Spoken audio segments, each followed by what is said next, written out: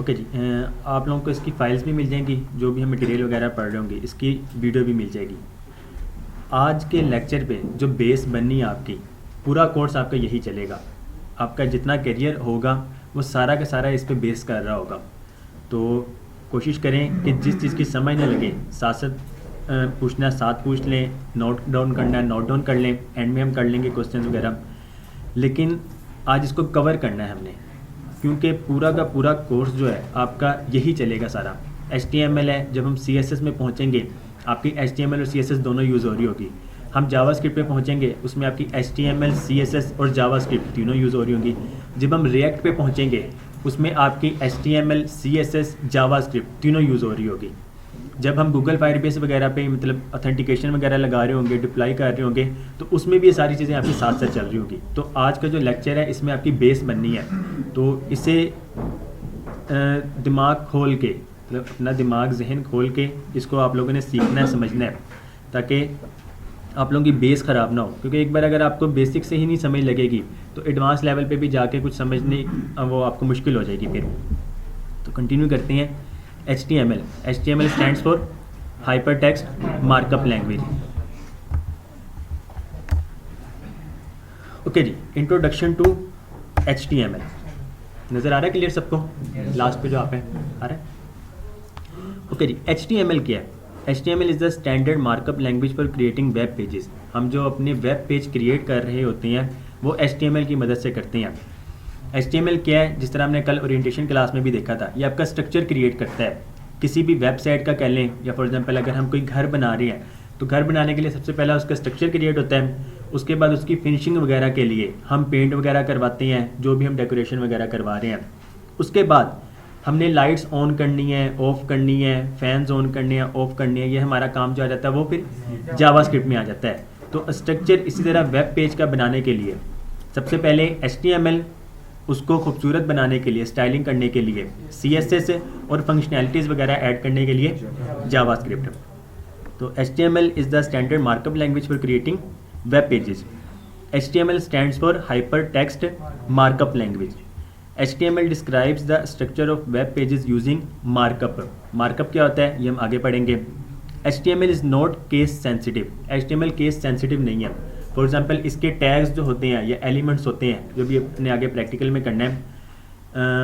For example आप एक P का टैग यूज़ करते हैं, आप P लिखते हैं, P आप स्मॉल लिखेंगे तब भी वो वर्क करेगा, P आप कैपिटल लिखेंगे तब भी वो वर्क करेगा। तो ये केस सेंसिटिव नहीं है।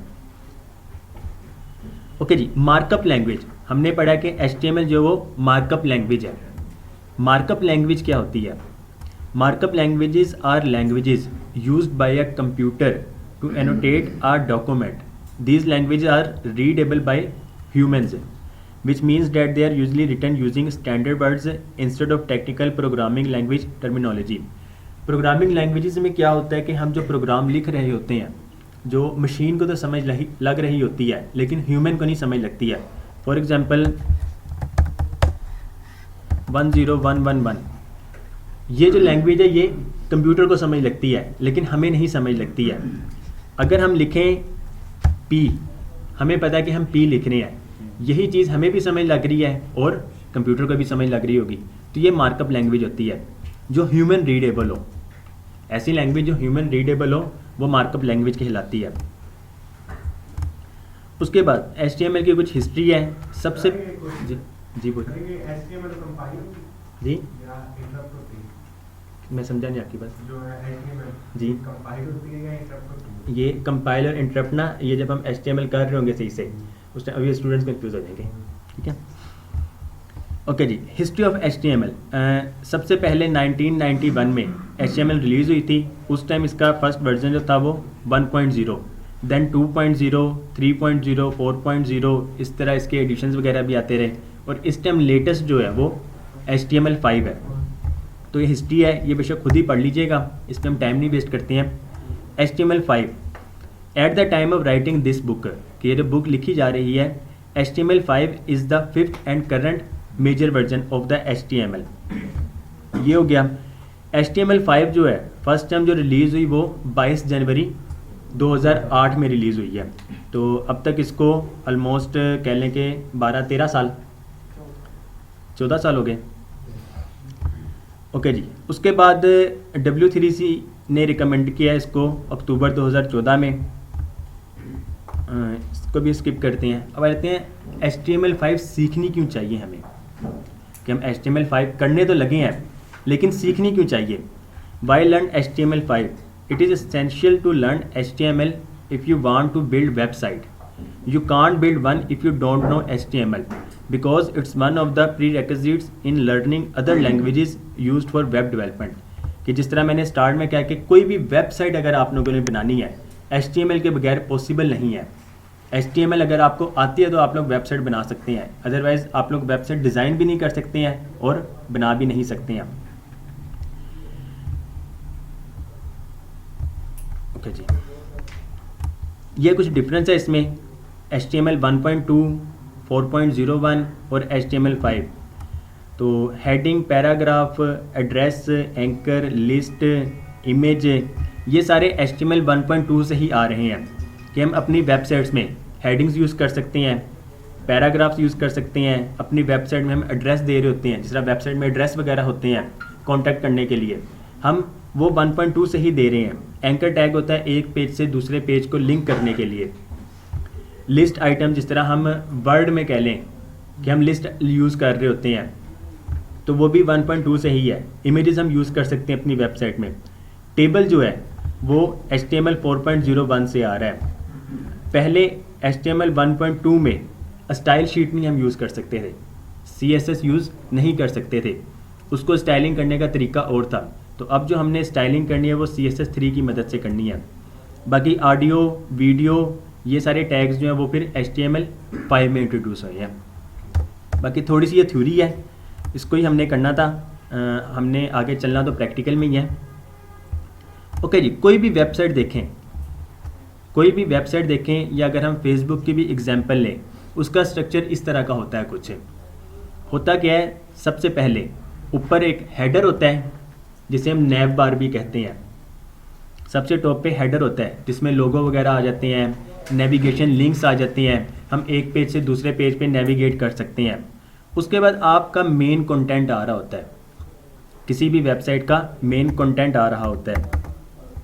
अगर हम आ जाएं लेट्स सपोज सीरत की वेबसाइट पे,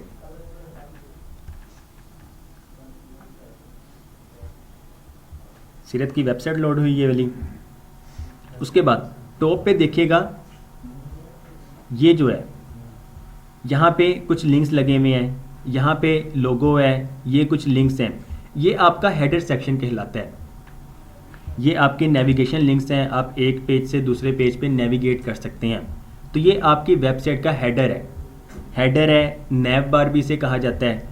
तो स्ट्रक्चर में सबसे पहले मेन में ये हेडर, उसके बाद जो है आपकी वेबसाइट का मेन कंटेंट आ जाता है। हेडर में ही शामिल होता है। हाँ जी, हेडर के अंदर हम नैव बार यूज़ कर रहे होते हैं। तो आपकी वेबसाइट पे टॉप पे ये हेडर के बाद आपका मेन कंटेंट है। मेन कंटेंट आप जितना ऐड करते जाएं वो आपकी वेबसाइट पे डिपेंड करता है। कुछ वेबसाइट्स में सिर्फ हेडर, मेन कंटेंट थोड़ा सा और फुटर आ जाता है, कुछ में हेडर तो होगा, आपकी वेबसाइट में फुटर भी होगा। मेन कंटेंट डिपेंड करता है कि आपकी वेबसाइट में कंटेंट कितना आएगा। तो इसमें अब जितना मर्जी हमारी वेबसाइट है, हमारे पे डिपेंड करता है हम कौन कौन से सेक्शंस ऐड करवाना चाहते हैं। तो ये मेन कंटेंट है। अब मेन कंटेंट के बाद लास्ट में हमारे पास फुटर आ जाता है। ये हमारी वेबसाइट का फुटर है।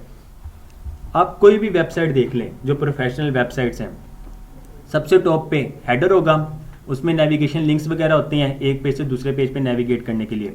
फिर आपका मेन कंटेंट आ जाता है। मेन कंटेंट के बाद लास्ट में कुछ फुटर में, अगर फुटर में मेन्यू लिंक्स ना भी हों, सिर्फ और सिर्फ फुटर में क्या होता है जिसमें हम कॉपीराइट का बता रहे होते हैं कि ये वेबसाइट जो है ये हमारे कॉपीराइट के अंडर है, आप इस वेबसाइट को कॉपी नहीं कर सकते हैं। जिस तरह आप कोई बुक लिख रहे होते हैं या आप कोई वीडियो बना रहे हैं या कोई ऑडियो बना रहे हैं, उसका कॉपीराइट उस ऑनर के पास ही होता है। तो इस तरह हम अपनी वेबसाइट का कॉपीराइट अपने पास रखते हैं। या अगर हम किसी और की वेबसाइट यूज़ कर रहे हैं या कह लें कि हमने किसी वेबसाइट को कॉपी करना है और अपनी वेबसाइट में दिखाना है, तो फिर हम कॉपीराइट उसको देते हैं। जो यहाँ पे यूट्यूब के यूज़र्स होंगे फॉर एग्जांपल, जिनका चैनल वगैरह है, और वो ऑडियो वगैरह अगर यूज़ करते हैं या वीडियो यूज़ करते हैं तो उसमें हमें मेंशन करना पड़ता है कि कॉपीराइट इस ऑनर का है। तो इस वजह से अपनी वेबसाइट का कॉपीराइट वगैरह फिर हम वो फुटर में लिख रहे होते हैं। आपने अक्सर देखा होगा कोई भी वेबसाइट हो, अगर मैं आपको फेसबुक दिखा दूं, फेसबुक में आपको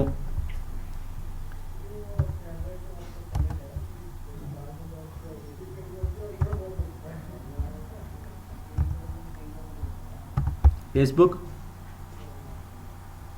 अब फेसबुक में देखें यहाँ पे ये इसका फुटर है, ठीक हो गया। इस फुटर में भी देखें अगर आपको ये नज़र आ रहा है, ये कॉपीराइट मेटा जो इसकी पेरेंट कंपनी है बन चुकी है, कॉपीराइट 2022 से। इसमें कुछ लिंक्स हैं, हर वेबसाइट का अपना तरीका होता है उसने लिंक्स किस तरह दिखाने हैं, कुछ वेबसाइट नहीं भी दिखाती है, उन पे डिपेंड करता है। अब इसके लॉगिन के पेज में इस टाइम हेडर नहीं है, लेकिन जब हम जैसे ही लॉगिन कर लेते हैं तो उसका हेडर भी आ जाता है जिसमें आपकी प्रोफाइल फ़ोटो भी आ रही होती है। एक पेज से दूसरे पेज पे नेविगेट करने के लिए लिंक्स वगैरह आ रहे होते हैं। हम ट्विटर पे आ जाते हैं, ट्विटर पे भी यही चीज़ है। आप गूगल पे आ जाते हैं, गूगल में भी यही चीज़ है।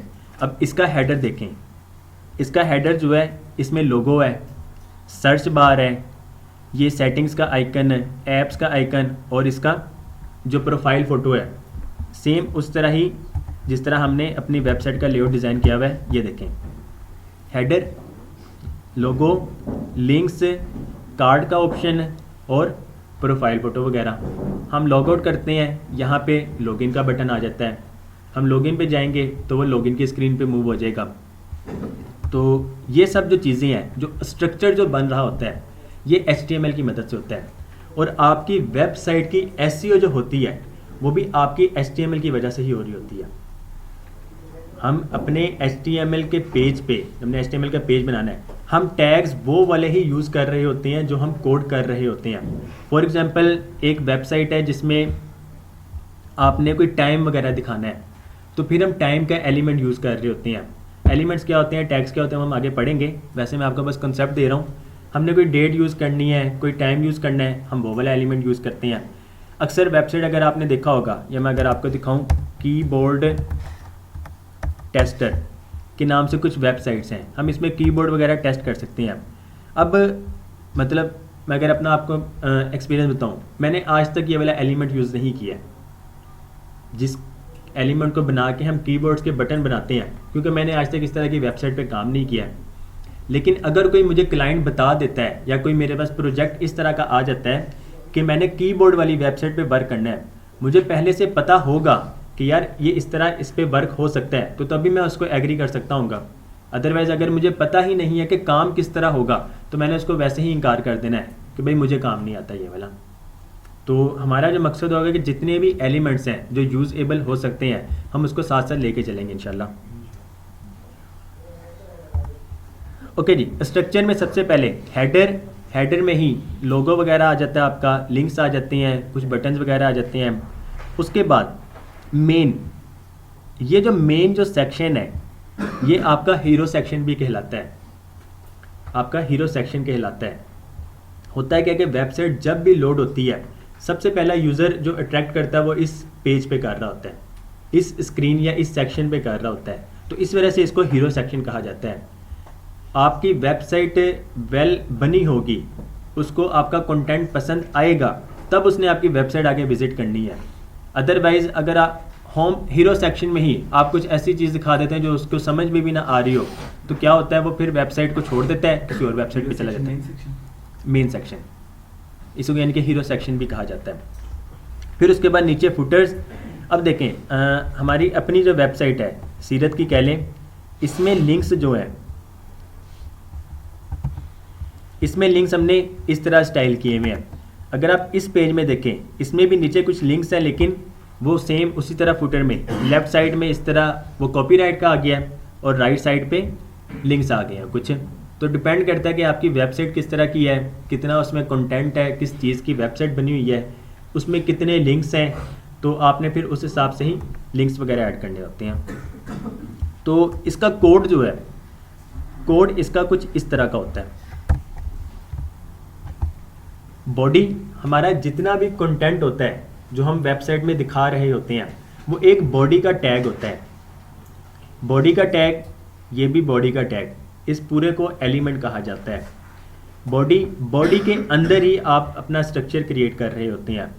सबसे पहले हमारे पास हेडर, जिस तरह मैंने भी कहा कि हेडर ऊपर होता है, उसके बाद आपका मेन कंटेंट है, ये सारा मेन कंटेंट, और ये फिर आपका नीचे फुटर आ जाता है। सेम इस तरह इसी वेबसाइट का स्ट्रक्चर ये बना हुआ है। एक बॉडी का एलिमेंट लिया जाता है, उस एलिमेंट के अंदर टॉप पे सबसे पहले हेडर आता है, हेडर के नीचे आपका मेन सेक्शन आ गया, वो आपने मेन एलिमेंट में लिख देना है। उसके नीचे लास्ट में फुटर आता है, तो आपने लास्ट में फुटर एलिमेंट लिखना है और उसके अंदर कंटेंट लिखना है। अब ये कंटेंट वगैरह किस तरह लिखते हैं ये तो आपके साथ साथ इस कोड में ही आएगा। बाकी ये कुछ चीज़ें यानी कि आपके जहन में बैठ जाएं, उसके बाद कोड करना आसान हो जाएगा। अगर मैं डायरेक्ट कोड पे ही आ जाऊं तो आपको फिर कंफ्यूजन होगी कि ये क्या काम हो रहा है।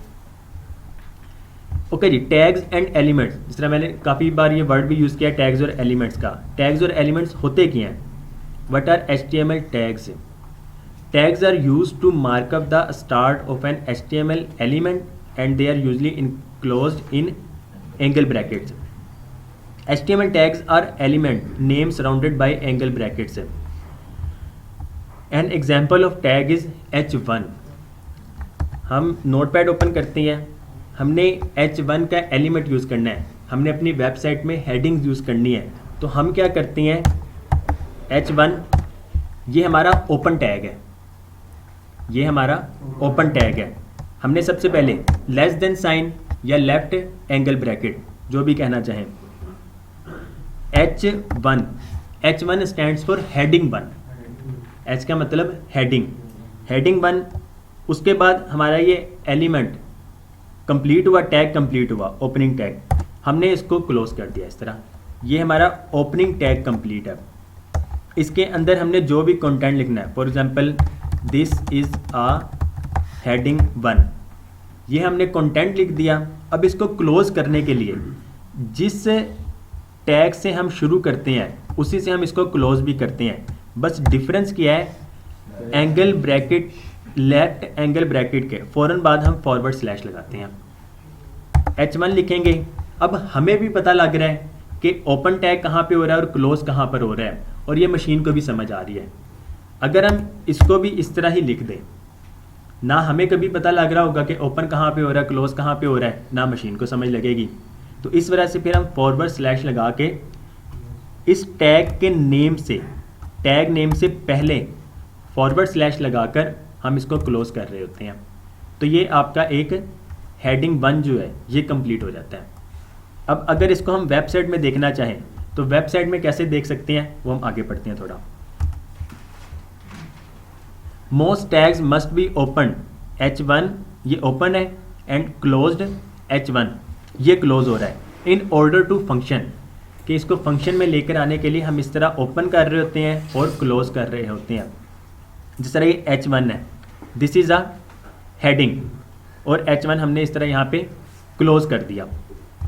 ये था हमारे टैग्स है, इसे ओपन टैग कहा जाता है और इसे क्लोज टैग कहा जाता है। एलिमेंट क्या होते हैं? An HTML element is defined by a start tag, some content and an end tag. यहाँ से लेकर यहाँ तक कंप्लीट जो है ये एक एलिमेंट है हमारा। हमारे पास ये जो चीज़ है ये ओपन टैग है, इसे स्टार्टिंग टैग भी कहा जाता है। ओपन टैग, उसके बाद इसके अंदर ये कंटेंट आ गया, जो भी हमने उस एलिमेंट का कंटेंट लिखना है, और उसके बाद फिर ये क्लोजिंग टैग है, इसे एंडिंग टैग भी कहा जाता है। Opening tag, closing tag, starting tag और एंडिंग टैग। स्टार्ट से लेकर एंड तक ये जितना भी है इसको एक एलिमेंट कहा जाता है। अब फॉर एग्जांपल किसी ने आपको कहना है कि H1 का एलिमेंट लिख दो, तो आपने क्या करना है, पूरा स्टार्ट से लेकर एंड तक लिखना है। अगर कोई आपको कहे सिर्फ ओपनिंग टैग लिख दो, तो आपने सिर्फ और सिर्फ ओपनिंग टैग देखना है। तो ये थोड़ा सा डिफरेंस है इसमें। The HTML element is everything from the start tag to the end tag. अब जिस तरह ये है, H1 हमने ओपन किया, दरमियान में हमने कंटेंट लिखा और लास्ट को हमने इसको क्लोज कर दिया। यह था हमारा H1 का टैग। उसके बाद ये हमारा एक और टैग आ गया पी का। P stands for paragraph. हम अपनी अगर वेबसाइट में पैराग्राफ्स वगैरह लिखते हैं तो वो फिर हम पी एलिमेंट से लिख रहे होते हैं। पी हमने ओपन किया, कंटेंट लिखा दरमियान में और उसको हमने क्लोज कर दिया, तो ये हमारा एक एलिमेंट कंप्लीट हो गया। Opening tag, content, closing tag, या फिर स्टार्टिंग टैग, कंटेंट और एंडिंग टैग, और ये हमारा एक एलिमेंट कंप्लीट हो गया। ये देखें, ओपनिंग टैग, कंटेंट और ये क्लोजिंग टैग, यहाँ से लेकर यहाँ तक ये सारा हमारा एक कंप्लीट एक एलिमेंट होता है। तो ये हमारा टैग और एलिमेंट यहाँ से इस तरह कंप्लीट हो जाता है। जी, इसमें से किसी को कोई सवाल हो? क्लियर है लास्ट में सबको? प्रेजेंटेशन में आपने ये जो बनाया नीचे वाला, ये माय कैट इज वेरी, जी, ये किस प्रोग्राम में किया है? ये इमेज है। अच्छा, ये इमेज है सर्च बेस की है। ये इमेज लगी हुई है। अच्छा, डिजाइनिंग इसकी किसने की है? ये तो वैसे नेट से ही मिली मुझे। अच्छा, ठीक ठीक, ओके जी, कॉपी पेस्ट। ओके जी, HTML tags normally come in pairs like P and P। P हमने ये ओपन किया एंड इसको हमने क्लोज कर दिया। The first tag in a pair is called the opening tag और starting tag. The second tag is called the closing tag और ending tag. The closing tag is written like the opening tag but with the forward slash inserted before the tag name. The characters in the brackets indicates the tag's purpose. अब जिस तरह हमने पीछे देखा H1, तो इसका main मकसद है कि हम मेन हेडिंग को यूज़ कर रहे हैं। H1 इसका मतलब होता है मेन हेडिंग यूज़ करना। उसके बाद अगर हमने पैराग्राफ यूज़ करना है तो फिर हम P का एलिमेंट यूज़ कर रहे होंगे। हमने कोई इमेज यूज़ करनी है तो फिर हम इमेज का एलिमेंट यूज़ कर रहे होते हैं। हमने अपनी वेबसाइट में ऑडियो यूज़ करनी है, वीडियो यूज़ करनी है, तो उसी तरह उसके ऑडियो के टैग्स और वीडियो के टैग्स हमारे पास आगे जाके नजर आएंगे। For example, in the tags above the P stands for paragraph. HTML elements are the building blocks of HTML pages. HTML elements are represented by tags. Browsers do not display the HTML tags but use them to render the content of the web page. Okay जी, a very basic structure of a web page. ये code है, ये HTML का code है। सबसे पहले main line पे हम ये कोड लिखते हैं, left angle bracket, explanation mark, doc type stands for document की टाइप जी।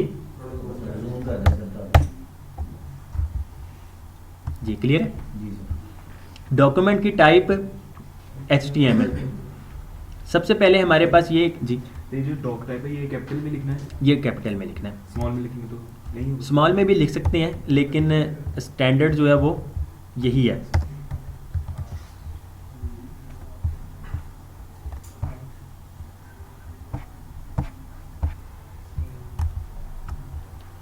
ओके जी, डॉक टाइप HTML। उसके बाद हमने सबसे पहले, क्योंकि हम HTML का पेज क्रिएट कर रहे हैं, तो हमारे पास सबसे पहले ओपनिंग टैग जो आएगा वो HTML आएगा और साथ साथ हम उसको क्लोज कर देंगे। इस HTML एलिमेंट के अंदर हम सारे का सारा कोड लिख रहे होंगे। HTML के बाहर हमने सिर्फ और सिर्फ जो लिखना है वो पहली लाइन पे डॉक टाइप HTML लिखना है। उसके बाद हम HTML लिखेंगे जी, क्योंकि हम अपनी वेबसाइट का बता रहे होते हैं कि ये HTML जो है ये HTML5 हम यूज़ करने लगे हैं। ये डॉक टाइप HTML जो ये HTML5 में आया, क्योंकि हमने देखा है ना हिस्ट्री ऑफ HTML में 1 भी है, 2 भी है, 3, 4 और अब लेटेस्ट जो है वो 5 है। HTML4 को शो करवाने का तरीका जो था वो कुछ और था, उसको डिफाइन करने का तरीका और था। HTML5 को जो है वो ये तरीका है उसका, ये लाजमी है। आपका कोड, बहुत सारा कोड जो HTML5 का है वो फिर वर्क नहीं करता है। अभी तो आप फॉर एग्जांपल ये H1 भी हटा दें, P भी हटा दें, कुछ भी ना लिखें, आपका कोड तब भी वर्क कर रहा होगा, सब कुछ करेगा। लेकिन जैसे जैसे हम एडवांस लेवल पे पहुंच जाएंगे, जब हम CSS में पहुंचेंगे, आप स्टाइलिंग जब कर रहे होंगे, आप स्टाइलिंग किस तरह टारगेट करके करेंगे। आप जावास्क्रिप्ट में पहुंचेंगे, जावास्क्रिप्ट में किस तरह बताएंगे कि कौन सा फंक्शन किस तरह वर्क करे। तो इस वजह से हमें ये सारे इसका स्ट्रक्चर जो इसका रूल्स जो है उसको फॉलो करना पड़ता है। तो ये इसका कुछ कोड है। वैसे देखें हमने आगे कोड करना ही है, ये कोड था और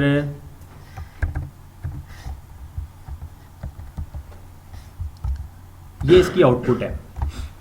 हमने देखें यहाँ पर हेड में हमने एक हेड एलिमेंट लिया, उसके अंदर हमने एक और एलिमेंट ले लिया टाइटल।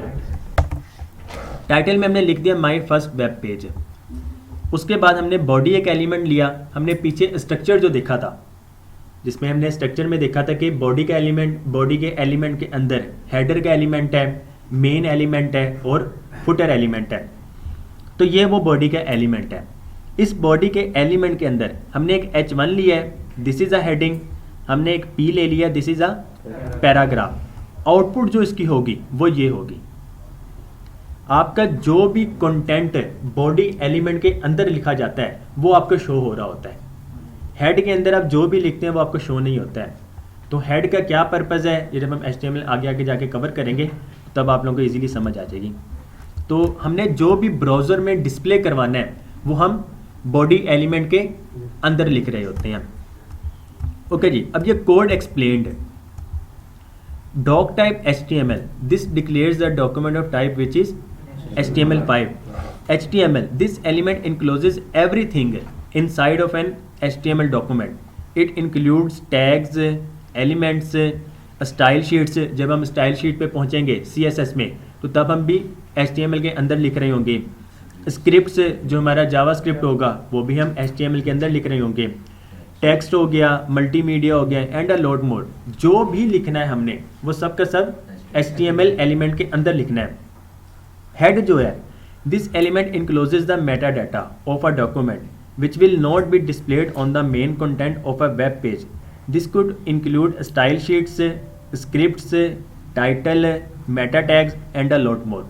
तो जब हम हेड एलिमेंट पे पहुंचेंगे तो तब हम इसको डिटेल्स में पढ़ेंगे। Title, this element defines the title of a web page. It appears on the upper part of a browser. Body क्या है, this element encloses elements like H1, P, image and a lot more. H1 जो था, this element defines the largest heading और P जो है defines a paragraph. तो ये code explain हुआ है। इनमें से किसी का कोई सवाल हो? मेटा डाटा जो है ये जरा ये सर मैं वही कह रहा हूँ, जब हम हेड में पहुंचेंगे ना तो तब इसको डिफाइन करना इजी हो जाएगा। अभी क्योंकि यानी कि फर्स्ट लेक्चर है, किसी को HTML का पता भी नहीं है तो फिर उनके लिए मुश्किल हो जाएगी। ओके जी, हमने कोड जो किया था वो कोड का स्ट्रक्चर जो है वो कुछ इस तरह का है। ये देखें, सबसे पहले हमने HTML लिया और HTML हमने क्लोज कर दिया। इस HTML के अंदर हमने सारा कोड लिखना है। हमने एक हेड एलिमेंट लिया, हेड को क्लोज किया, ओपनिंग टैग और क्लोजिंग टैग। उस हेड के अंदर हमने एक टाइटल एलिमेंट ले लिया, टाइटल के अंदर उसका कंटेंट लिख दिया। ये टाइटल में जो हम लिखते हैं ये हम अपनी वेबसाइट पेज का नेम लिख रहे होते हैं। जिस तरह अक्सर वेबसाइट में आपने देखा होगा, होम पेज होता है, अबाउट पेज होता है, कॉन्टैक्ट पेज होता है, ऑर्डर पेज हो गया, चेकआउट पेज हो गया। तो वो पेज के नेम जो शो हो रहे होते हैं वो हम टाइटल एलिमेंट के अंदर लिख रहे होते हैं। आपने अक्सर देखा होगा वेबसाइट में, यहाँ पर हैं, ये देखें जितनी भी वेबसाइट्स हैं, अब ये देखें HTML टैग्स, ये जो है ये टाइटल एलिमेंट में लिखा हुआ है। साथ में आपको आइकन भी नज़र आ रहा है, इसमें आइकन और है। इसमें देखें सीरत, ये इसका टाइटल है और ये इसका आइकन है। कीबोर्ड टेस्टर अभी हमने देखा था, ये कीबोर्ड टेस्टर जो है ये टाइटल एलिमेंट में लिखा हुआ है और साथ में ये एक आइकन लगा हुआ है इस वेबसाइट का। तो ये आइकन हो गया, ये टाइटल हो गया, ये सब के सब हम हेड में लिख रहे होते हैं। तो आइकन्स वगैरह में जब हम पहुंचेंगे उस टाइम देखेंगे। बॉडी जो है हमारा, ये पेज रेंडर जो होता है, जो हमने अपनी वेबसाइट में कंटेंट दिखाना होता है, वो हम बॉडी एलिमेंट में लिखते हैं। उसमें हमने H1 लिखा था, दिस इज़ योर हेडर इसमें आ जाएगा, और P में दिस इज़ योर पैराग्राफ आ जाएगा। नेस्टेड HTML एलिमेंट्स है, हम HTML को नेस्टिंग भी कर सकते हैं। मतलब हम एक एलिमेंट के अंदर मज़ीद एलिमेंट लिख सकते हैं। जिस तरह भी हमने देखा कि बॉडी एलिमेंट के अंदर हम मज़ीद एलिमेंट्स यूज़ कर रहे हैं। बॉडी एलिमेंट भी किसी और एलिमेंट के अंदर है। किस एलिमेंट के अंदर है? HTML एलिमेंट के अंदर है वो। तो HTML एलिमेंट्स को हम नेस्टेड कर सकते हैं। फॉर एग्जांपल P एलिमेंट हमने लिया, इस P एलिमेंट के अंदर भी हमने एक और एलिमेंट यूज़ कर लिया, I का एलिमेंट, तो ये टेक्स्ट जो हो जाएगा ये इटैलिक हो जाएगा। जिस तरह अगर आप वर्ड में यूज़ देखें, माइक्रोसॉफ्ट वर्ड जो है जिन्होंने यूज़ किया हुआ है उसमें कंट्रोल I जो करते हैं तो वो फॉन्ट को इटैलिक कर देता है। ऊपर भी एक लिखा हुआ नज़र आ रहा था, I का आइकन बना होता है, उस पर क्लिक करते हैं तो फॉन्ट इटैलिक हो जाता है। सेम उसी तरह HTML में भी बोल्ड करने के लिए हम B यूज़ कर रहे होते हैं, अंडरलाइन के लिए हम U यूज़ कर रहे होते हैं। जिस तरह वर्ड में काम कर रहे होते हैं उसी तरह बस कोडिंग की मदद से हम अपनी वेबसाइट में कर रहे होते हैं। Never skip the end tag, and tag को कभी भी ना भूलिएगा। आप कोड कर रहे हो, डॉक टाइप HTML के अंदर बॉडी के अंदर H1 आपने ओपन तो किया है, क्लोज नहीं किया है, ये वर्क करेगा, परफेक्ट वर्क करेगा, इसकी आउटपुट भी ठीक आएगी। लेकिन जब हम जावास्क्रिप्ट पे पहुंचेंगे या स्टाइलिंग की हद तक पहुंचेंगे तो तब आपको ये इशू कर रहा होगा। तो अगर आपने अभी स्किप कर दिया एंडिंग टैग तो ये बाद में आपको मुश्किल आ रही होगी।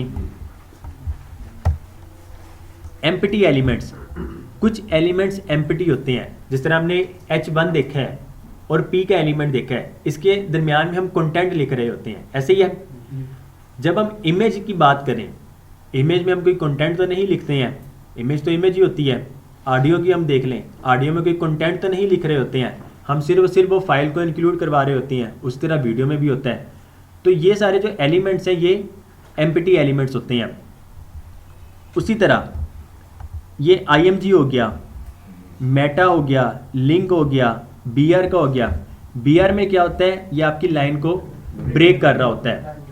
हमने एक P एलिमेंट लिया, दिस इज आ, उसके अंदर हमने एक BR का एलिमेंट यूज़ कर लिया।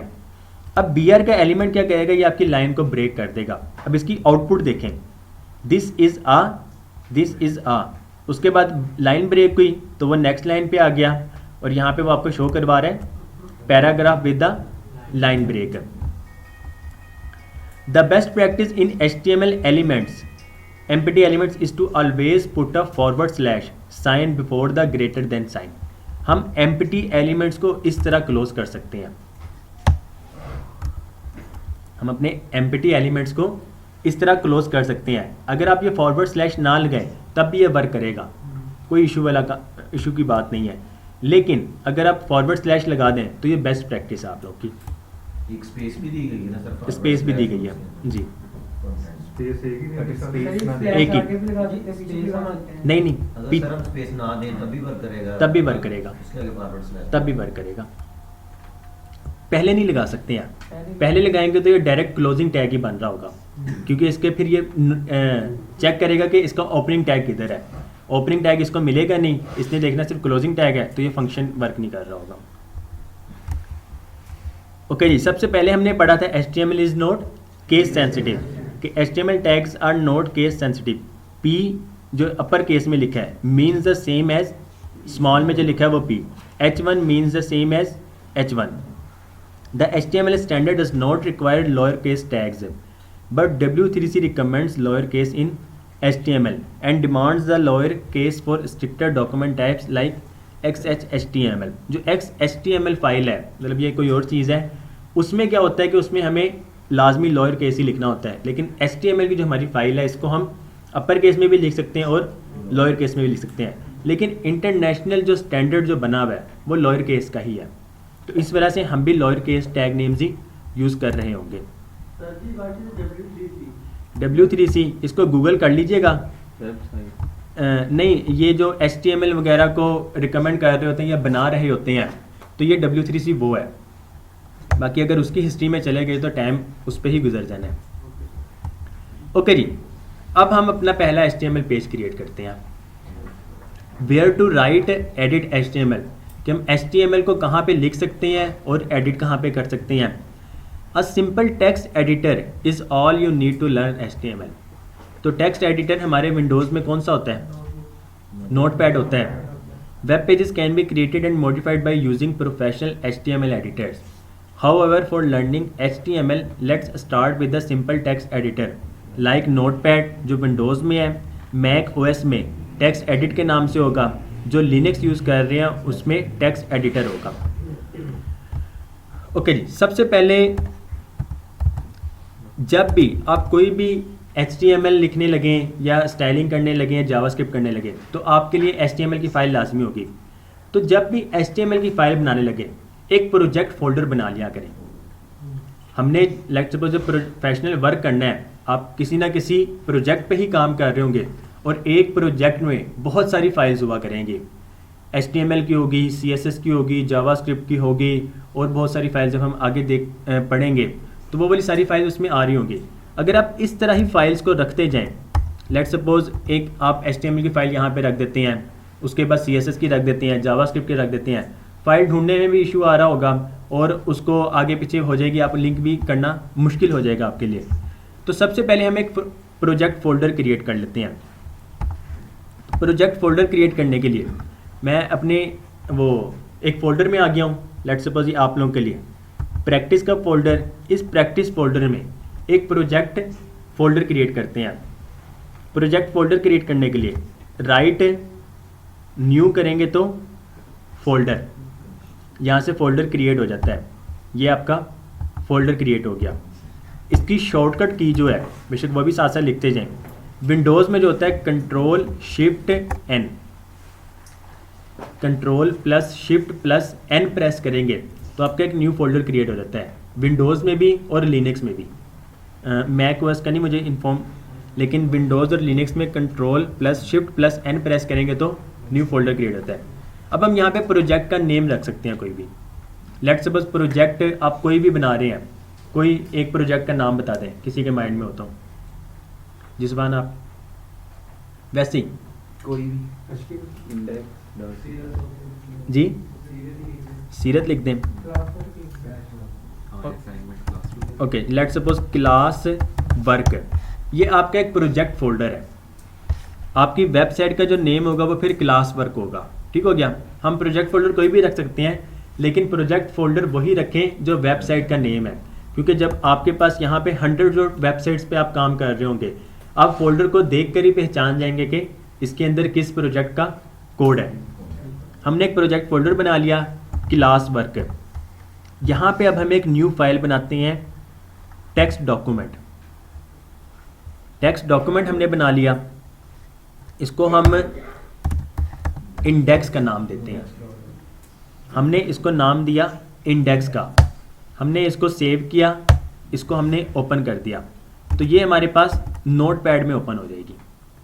ऐसे ही है, हमारे पास नोटपैड में ओपन होगी। अब सबसे पहले यहाँ पर हमारी पहली लाइन का जो कोड था वो क्या था? Left angle brackets explanation mark doc type HTML, ये पहली लाइन का कोड। जितनी भी आपकी HTML की फाइल्स होंगी, HTML5 की फाइल्स है, उसकी पहली लाइन का कोड हमेशा यही होगा। सेकंड में आप लिखेंगे HTML, हमने ओपन किया और साथ ही हमने इसको क्लोज कर दिया। अब यहाँ पे इसको हम एंटर कर देते हैं। ठीक हो गया, HTML हो गया। इस HTML के अंदर सबसे पहले अगर हम हेड एलिमेंट या कोई टाइटल वगैरह यूज़ करना चाहें, हेड हमने ओपन किया और हेड को ही हमने क्लोज कर दिया। अब इसके अंदर हम जो भी कंटेंट लिखना चाहें वो हम लिख सकते हैं। फॉर एग्जांपल इसमें टाइटल था, टाइटल एलिमेंट ओपन किया और टाइटल क्लोज कर दिया। इसके अंदर आप जो भी लिखते हैं वो आपको वेब पेज पे शो होगा। इसको भी हम स्किप करते हैं, हम आते हैं पहले बॉडी पे।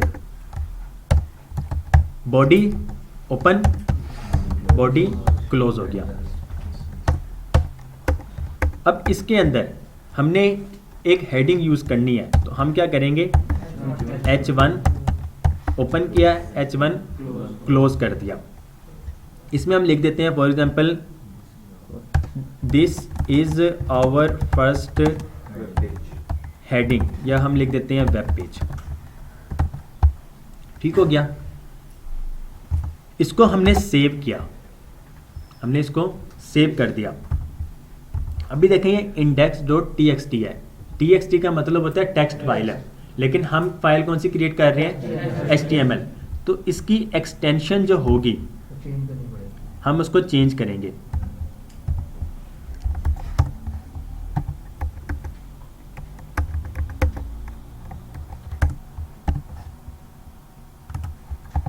इंडेक्स डॉट फिर हम रखेंगे HTML। आपकी वेब पेज में आपका जो प्रोजेक्ट होगा उसकी मेन फाइल जो होगी हमेशा index.html होगी, हमेशा ये नोट कीजिएगा। और इंडेक्स या फाइल नेम जितनी भी होगी उसको भी हम लोअर केस में ही रखेंगे, क्योंकि इंटरनेशनल स्टैंडर्ड है और बहुत बड़ी बड़ी कंपनीज जिस पे हम वर्क भी कर रहे होंगे, फॉर एग्जांपल गूगल फायरबेस हो गया, सर्च हो गया, जब हम डिप्लाई कर रहे होंगे, अगर आप इस फाइल नेम प्रोजेक्ट में पहली मेन फाइल जो है वो इंडेक्स नहीं रखते हैं तो आपका वो प्रोजेक्ट वर्क नहीं कर रहा होगा। इस वजह से हमारी मेन फाइल जो है index.html। ये सर थोड़ा सा जो है ना, ये पिछले 2 मिनट का ये रिपीट कर दीजिए। जी, थैंक यू। हमारी मेन फाइल जो है हमारे प्रोजेक्ट में वो index.html होगी। अगर हम index.html नहीं रखते हैं तो जब हम डिप्लॉय कर रहे होते हैं, हमने डिप्लॉय किसको करना होता है, अपने पूरे प्रोजेक्ट को करना होता है। ऐसे ही है, पूरे प्रोजेक्ट को करेंगे तो हम ये फोल्डर को डिप्लॉय कर रहे होते हैं। इस प्रोजेक्ट फोल्डर के अंदर वो कंपनीज जो कह लें या क्लाउड कह लें, जो इसको डिप्लॉय करके हमें शो करवाते हैं, वो उसके अंदर हमारी मेन फाइल जो है index.html को देखते हैं। अगर उन्हें index.html की फाइल नहीं मिलती है तो वो हमारी वेबसाइट को शो नहीं करवाते हैं। अगर index.html की फाइल होगी वो इसको गेट करेंगे और फिर वो हमारी वेबसाइट को शो करवा देंगे। इसमें डाटा होम पेज का होगा, होम पेज होगा, इसमें लिंक, बाकी लिंक इसमें हम सारे हमारे सारे लिंक्स भी इसी में ही होते हैं ना। अब फॉर एग्जांपल हम अपनी वेबसाइट में आते हैं, लेट्स सपोज इसी में, अब ये आपका मेन पेज जो है, ये मेन पेज जो है ये index.html है। आपने जितने लिंक्स लगाए हुए हैं वो सारे देखें इसमें ही लगाए हुए हैं। एक पेज से दूसरे पेज पे जाते हैं तो ये देखें वो पेज फिर चेंज हो जाता है यहाँ पर, ठीक हो गया। हेडर देखें वहीं पे है, लिंक है, उसने index.html को गेट कर लिया था, उसके साथ वो दूसरे पेजेस को लिंक कर चुका होता है। तो जब हम एक से ज़्यादा वेब पेजेस पे वर्क कर रहे होंगे आपको समझना आसान हो जाएगा। अब ये index.html की फाइल बन गई। इसका कोड जो है, कोड देखने के लिए ओपन विद नोटपैड करेंगे तो देखें ये वही कोड है। ब्राउज़र में देखने के लिए हम सिंपल इसको क्लिक करेंगे तो ये देखें this is our first web page. अगर आप यहाँ पे देखें, आपको यहाँ पे ब्राउज़र में इसके अपर केस में index.html नज़र आ रहा है, फाइल नेम क्योंकि हमने अभी तक फाइल नेम नहीं रखा, कुछ भी टाइटल नहीं रखा अपनी वेबसाइट का। अब अगर हम एडिट इसको करना चाहें, हमने वही index.html फाइल को ओपन किया, हम एडिट करते हैं, लेट्स सपोज WMAD बैच 1, ठीक हो गया। हमने WMAD बैच 1 रख दिया, या फिर हम इसको नाम दे देते हैं होम का। हमारा लैंडिंग पेज है, होम पेज है, हमने इसको होम का नाम दे दिया। हमने इसको सेव कर दिया, हमारी वेबसाइट सेव हो चुकी जो भी हमने एडिट किया है। अब जब भी हम इसको रिफ्रेश करेंगे तो यहाँ पे देखिएगा, रिफ्रेश किया तो ये देखें यहाँ पे अब होम आ गया, क्योंकि हमने टाइटल को चेंज कर दिया। आप टाइटल कुछ भी रखना चाहें, लेट्स सपोज ये हमारा होम पेज है, हम इसको कह देते हैं this is our home page. हमने सेव किया, अपनी वेबसाइट पे आए, रिफ्रेश करते हैं तो ये देखें this is our home page आ गया।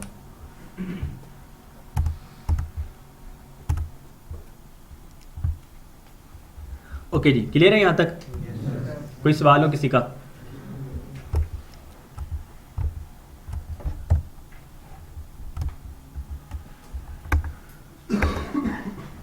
अच्छा, अभी देखें कोड करते वक्त जब हम नोटपैड में वर्क कर रहे थे मुझे खुद से स्पेसिंग देनी पड़ी है। मैं लेट्स सपोज ये ख़त्म करता हूँ, सिर्फ एंटर करता हूँ।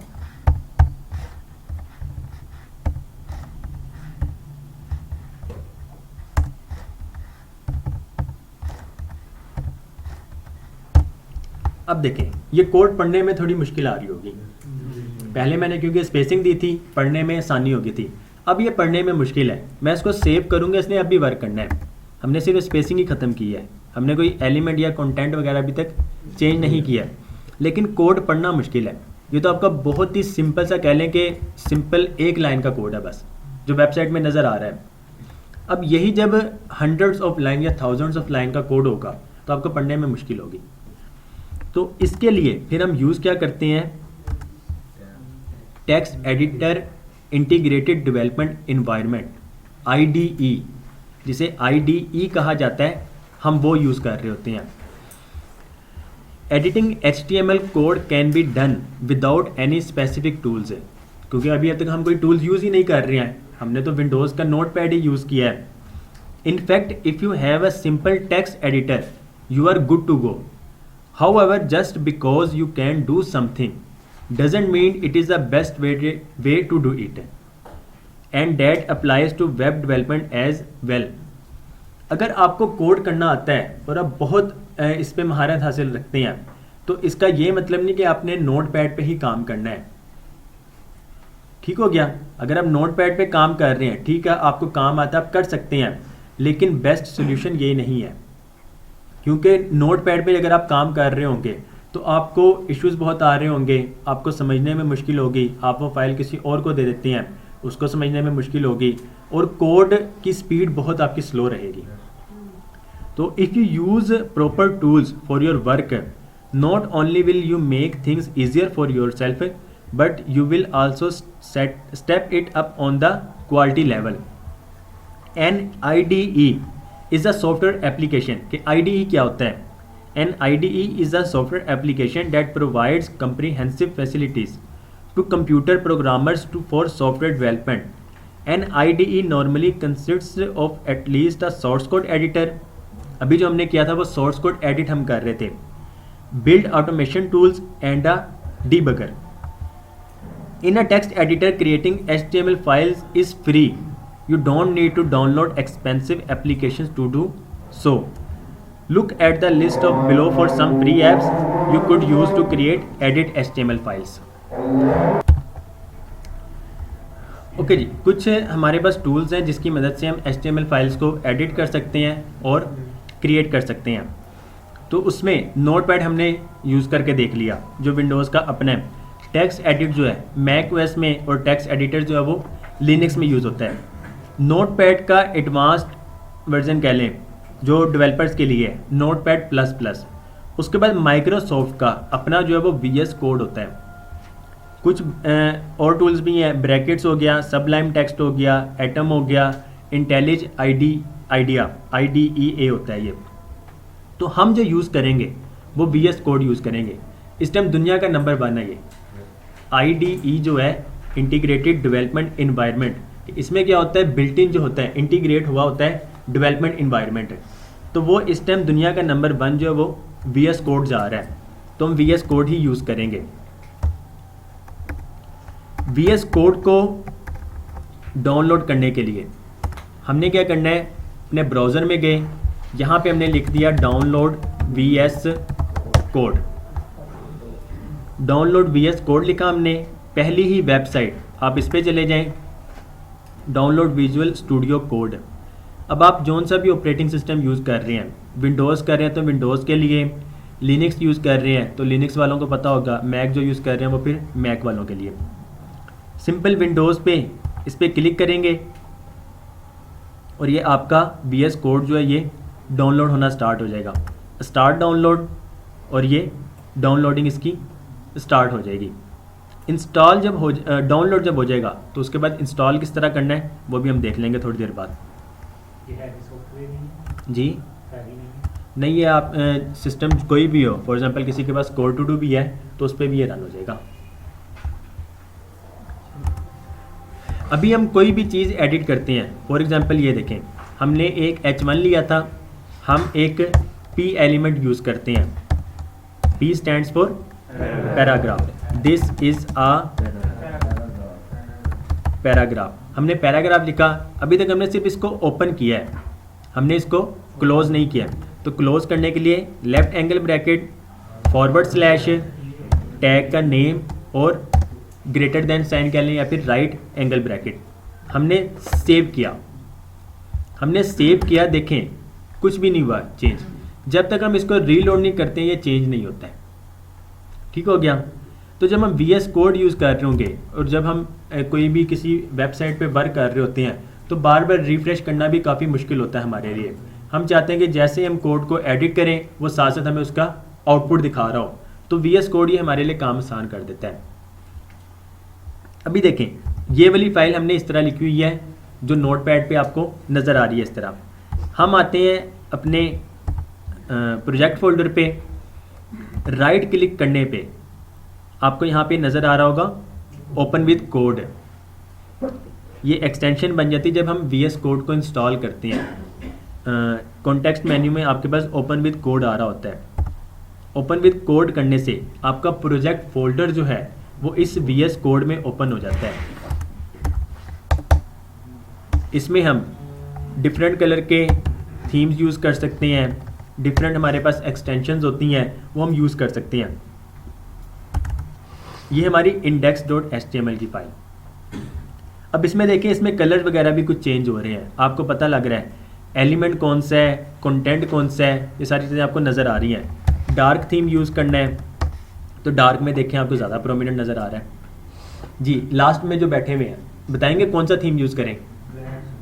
ये वाला ठीक है जी, ब्लैक, लाइट ब्लैक कर लें जी, ये ठीक है। चले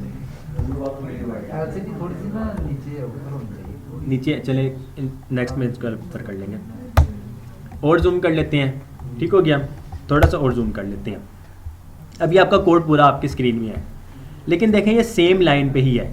अगर मैं इसको टैब्स दे के बार बार कर रहा हूँ, मैं इसके अंदर मज़ीद और एलिमेंट्स यूज़ कर रहा हूँ तो मुझे और स्पेसिंग देनी पड़ेगी। अब VS कोड में क्या या IDE में क्या होता है, हम सिंपल किसी भी डॉक्यूमेंट को फॉर्मेट कर सकते हैं। लेट्स सपोज आपका थाउजेंड्स ऑफ कोड है, तो क्या आप हर लाइन में जाके स्पेसिंग ऐड करेंगे? वो तो नोट पैड पर होगा। अगर हम IDE यूज़ कर रहे हैं, राइट क्लिक, यहाँ पे देखें ये फॉर्मेट डॉक्यूमेंट, इसकी शॉर्टकट की जो है Shift Alt F, आप इसको भी प्रेस करें तो तब भी हो जाएगा। फॉर्मेट डॉक्यूमेंट पे जैसे हम करते हैं तो ये देखें ऑटोमेटिकली स्पेसिंग ऐड हो गई और वो डॉक्यूमेंट फॉर्मेट हो चुका है। अब पढ़ने में आसानी है हमारे लिए। हम इसमें सेव किया, ये सेव हो गया, एंटर किया हमने, इसमें लेट्स सपोज हम लिखते हैं H2, हमने जैसे ही H2 लिखा हमें वो H2 एंटर करेंगे, ओपन टैग भी और क्लोजिंग टैग भी वो ऑटोमेटिकली आ गया। हमें बार बार लिखने की भी ज़रूरत नहीं पड़ेगी।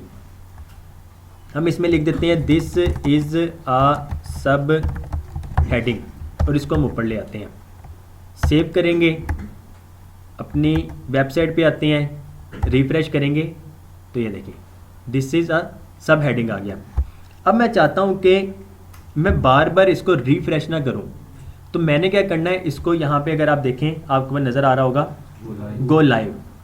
जैसे मैं इस पर क्लिक करता हूँ एक सर्वर हमारा बन जाता है हमारे सिस्टम में ही, और ऑटोमेटिकली मैं उसमें कुछ भी चेंजेस करूँगा तो वो उसको रिफ्रेश किए बगैर अपडेट कर दिया करेगा। अगर मैं आपको दिखाऊँ इसका,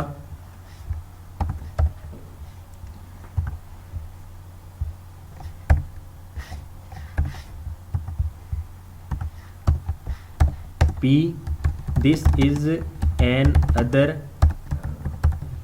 पैराग्राफ, मैंने जैसे ही सेव करना है तो लेफ्ट पे देखें आपको ऑटोमेटिकली वो शो हो गया। अगर मैं यहाँ पर H1 लिखता हूँ, this is an other heading 1, save किया तो वह देखें लेफ्ट साइड पे आपको रिफ्रेश किए बगैर वो कोड को खुद से रीलोड करता जाता है। उसको जैसे फील होता है कि कोई एक भी फाइल चेंज हुई है या एक टेक्स्ट चेंज हुआ है, मैंने 1 रिमूव किया, सेव किया तो वह देखें उसने ऑटोमेटिकली उसको चेंज कर दिया, अपडेट कर दिया। तो ये VS कोड का फ़ायदा है।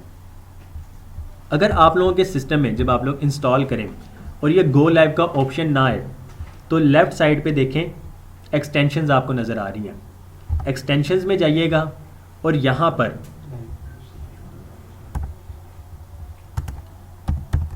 लाइव सर्वर, ये लाइव सर्वर, इस पे आइएगा। अभी मेरे सिस्टम में इंस्टॉल है, इस वजह से डिसेबल और अनइंस्टॉल का ऑप्शन आ रहा है। अगर आपके सिस्टम में इंस्टॉल नहीं होगा, इसको इंस्टॉल कर लीजिएगा। जब इंस्टॉल करेंगे तो आपके यहाँ पे भी ऑप्शन आ रहा होगा।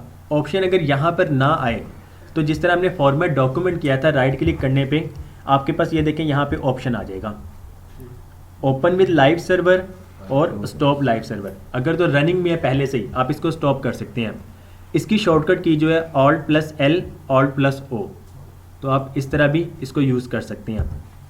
Alt+L Alt+C से करेंगे। अभी देखें ये पोर्ट आपको नज़र आ रही है, Alt+L Alt+C, तो ये डिस्पोज हो गया और ख़त्म हो गया। अब अगर हम अपने सर्वर पे जाके, जो हमारा सर्वर का वेब पेज बना था, इसको रिफ़्रेश करते हैं तो इसको वो फाइल मिलेगी नहीं। This site can't be reached. मगर हमारे पास सेव रहेगी, हमारे पास तो ये सेव है, ये तो लोकल में हमारे पास सेव है। हम इसको लाइव चलाते हैं Alt+L Alt+O से, तो ये देखें ये दोबारा हमारे पास वो वाली फाइल आ गई। जी गैस क्लियर है यहाँ तक? कोई सवाल? जी तला सर ये आपने अभी रिफ्रेश किया है, उसके बाद आपने बताया कि आपने वहाँ पे सिर्फ सेव किया है तो फौरन वहाँ पे सेव होगी, वो मैंने देखा। अच्छा जी, वो हमने लाइव सर्वर की मदद से किया है। जब हम VS कोड इंस्टॉल कर लेंगे, इसकी एक एक्सटेंशन है लाइव सर्वर के नाम से। अगर आपके पास लाइव सर्वर नहीं है या बाय डिफ़ॉल्ट इंस्टॉल नहीं होता है, तो एक्सटेंशन में जाएंगे, लेफ़्ट क्लिक करेंगे, यहाँ पर आपने सर्च करना है लाइव सर्वर लिखेंगे। लाइव सर्वर लिखेंगे, आपके पास ये पहला ही आ जाएगा। इसको ओपन करेंगे, ये लाइव सर्वर है, ये इसका आइकन बना होगा। मेरे पास इंस्टॉल है, इस वजह से डिसेबल और अनइंस्टॉल का ऑप्शन आ रहा है। आपके पास इंस्टॉल का ऑप्शन आ रहा होगा, आपने इंस्टॉल कर लेना है। इंस्टॉल करने के बाद आपके पास यहाँ पर जब इंस्टॉल कर लेंगे, आपके पास यहाँ पे गो लाइव का ऑप्शन आएगा। ठीक हो गया? यहाँ पर अगर नहीं आ रहा है, राइट क्लिक करेंगे, यहाँ पे भी ऑप्शन आ रहे होंगे, ओपन विद लाइव सर्वर और स्टॉप लाइव सर्वर का। ओपन विद लाइव सर्वर जैसे करेंगे तो क्या होगा, ये आपका वेब पेज जो है वो लाइव सर्वर के साथ वेबसाइट पे ओपन हो जाएगा। अब अगर मैं इसमें कुछ भी चेंज करता हूँ, दिस इज़ अनदर हेडिंग 1, मैं दोबारा लिख देता हूँ। मैं जैसे ही सेव करूँगा, यहाँ पे इसको रिफ्रेश किए बगैर देखिएगा 1 आ जाएगा। सेव किया, ये देखें 1 आ चुका है। सर ये मेमोरी कैश मेमोरी यूज़ करता है? कैश मेमोरी नहीं, सर्वर ये आपकी रैम में स्टोर हो जाता है और सर्वर एक बन चुका है, तो सर्वर जैसे ही उसमें चेंजेस उसको फील होती है, वो उसको लाइव शो करवा देता है।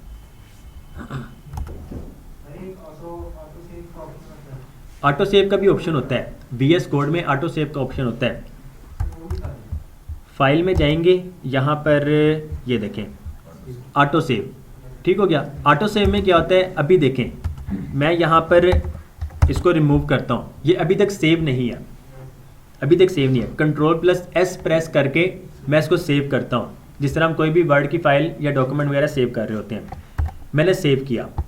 अब ऑटो सेव से क्या होगा, मैं कुछ भी चेंज करता हूँ, ऑटो सेव लगाया, मैं कुछ भी चेंज करता हूँ, वो ऑटोमेटिकली सेव हो रहा है।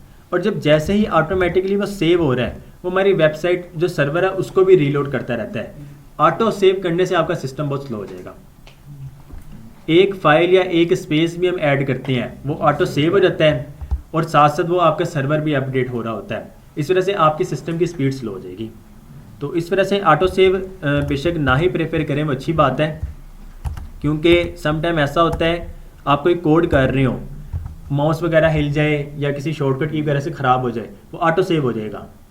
ऑटो सेव हो गया, आप लोग फाइल अगर रिमूव क्लोज हो जाती है, मतलब जो अगर हमसे डेटा अगर गलती से हो गया तो हम वो दोबारा नहीं कर सकते? अगर आपसे कोई इमेज डिलीट हो जाती है गलती से, या कोई अगर कोड भी हमसे पूरा मतलब डिलीट हो हाँ, जाए, तो वो वापस नहीं आएगा सर, है ना, जब तक आप इसको कहीं स्टोर ना कर रहे हो। तो स्टोर करने के लिए हमने देखा गिट और गिटहब, तो वो फिर हम वहाँ पे स्टोर कर रहे होंगे।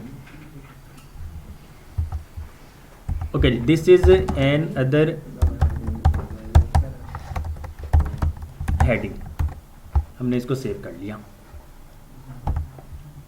ये देखिए, this is an other heading. पहले आपने देखा था कि हमने लेट्स सपोज यहाँ पे न्यू फाइल बनाते हैं, यहाँ पे आपके पास ऑप्शन आ रहा है न्यू फाइल क्रिएट करने का VS कोड में। वो इसी प्रोजेक्ट फोल्डर में index.html के साथ ही एक और न्यू फाइल को क्रिएट कर देगा। लेट्स सपोज मैं कहता हूँ अबाउट, मैंने एक अबाउट पेज बनाना है, about.html, इसकी एक्सटेंशन जो होगी वो .html होगी। सेव किया मैंने तो ये ब्लैंक पेज हमारे पास है। सबसे पहले क्या लिखते हैं हम, left angle bracket doc type HTML। अभी हमें कोड बार बार खुद से लिखना पड़ रहा है। हमने क्या करना है, VS कोड हमें फीचर प्रोवाइड करता है, सिंपल एक्सप्लेनेशन मार्क लिखें, उसको एंटर कर दें, आपका पूरा स्ट्रक्चर जो है वो बना बनाया आपको मिल जाएगा। इसमें कुछ मज़ीद जो हमने आगे पढ़ना भी था वो भी इसमें साथ ही आ जा रहा है। हम अपनी HTML फाइल को बता रहे होते हैं कि हमने इसमें लैंग्वेज कौन सी यूज़ करनी है, तो ये लैंग्वेज EN। अब ये क्या चीज़ है ये भी हमने आगे पढ़ना है। इसका 4 सेट, इसका ये मेटा जो है एट्रीब्यूट्स वगैरह, ये सब हम आगे मज़ीद पढ़ेंगे। हमारे पास टाइम कम है नमाज का। ओके जी, जब तक बाकी आती हैं VS कोड इंस्टॉल करने का मैं तरीका बता देता हूँ। हमने डाउनलोड्स जो किया है, डाउनलोड्स में प्रोग्राम्स,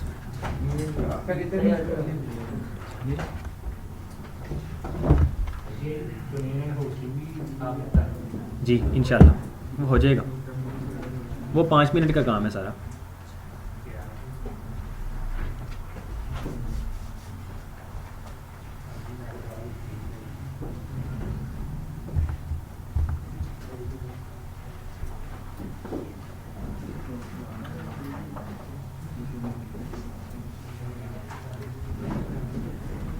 जी आ रहा है नज़र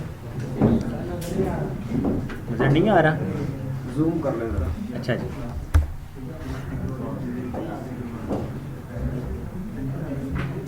ओके जी, हमने VS कोड जो इंस्टॉल किया था। ओके गाइस, VS कोड जब हमने डाउनलोड कर लेना है, आपके पास ये वाली फाइल नज़र आ रही होगी, VS कोड यूज़र सेटअप। आपने इसको रन करना है।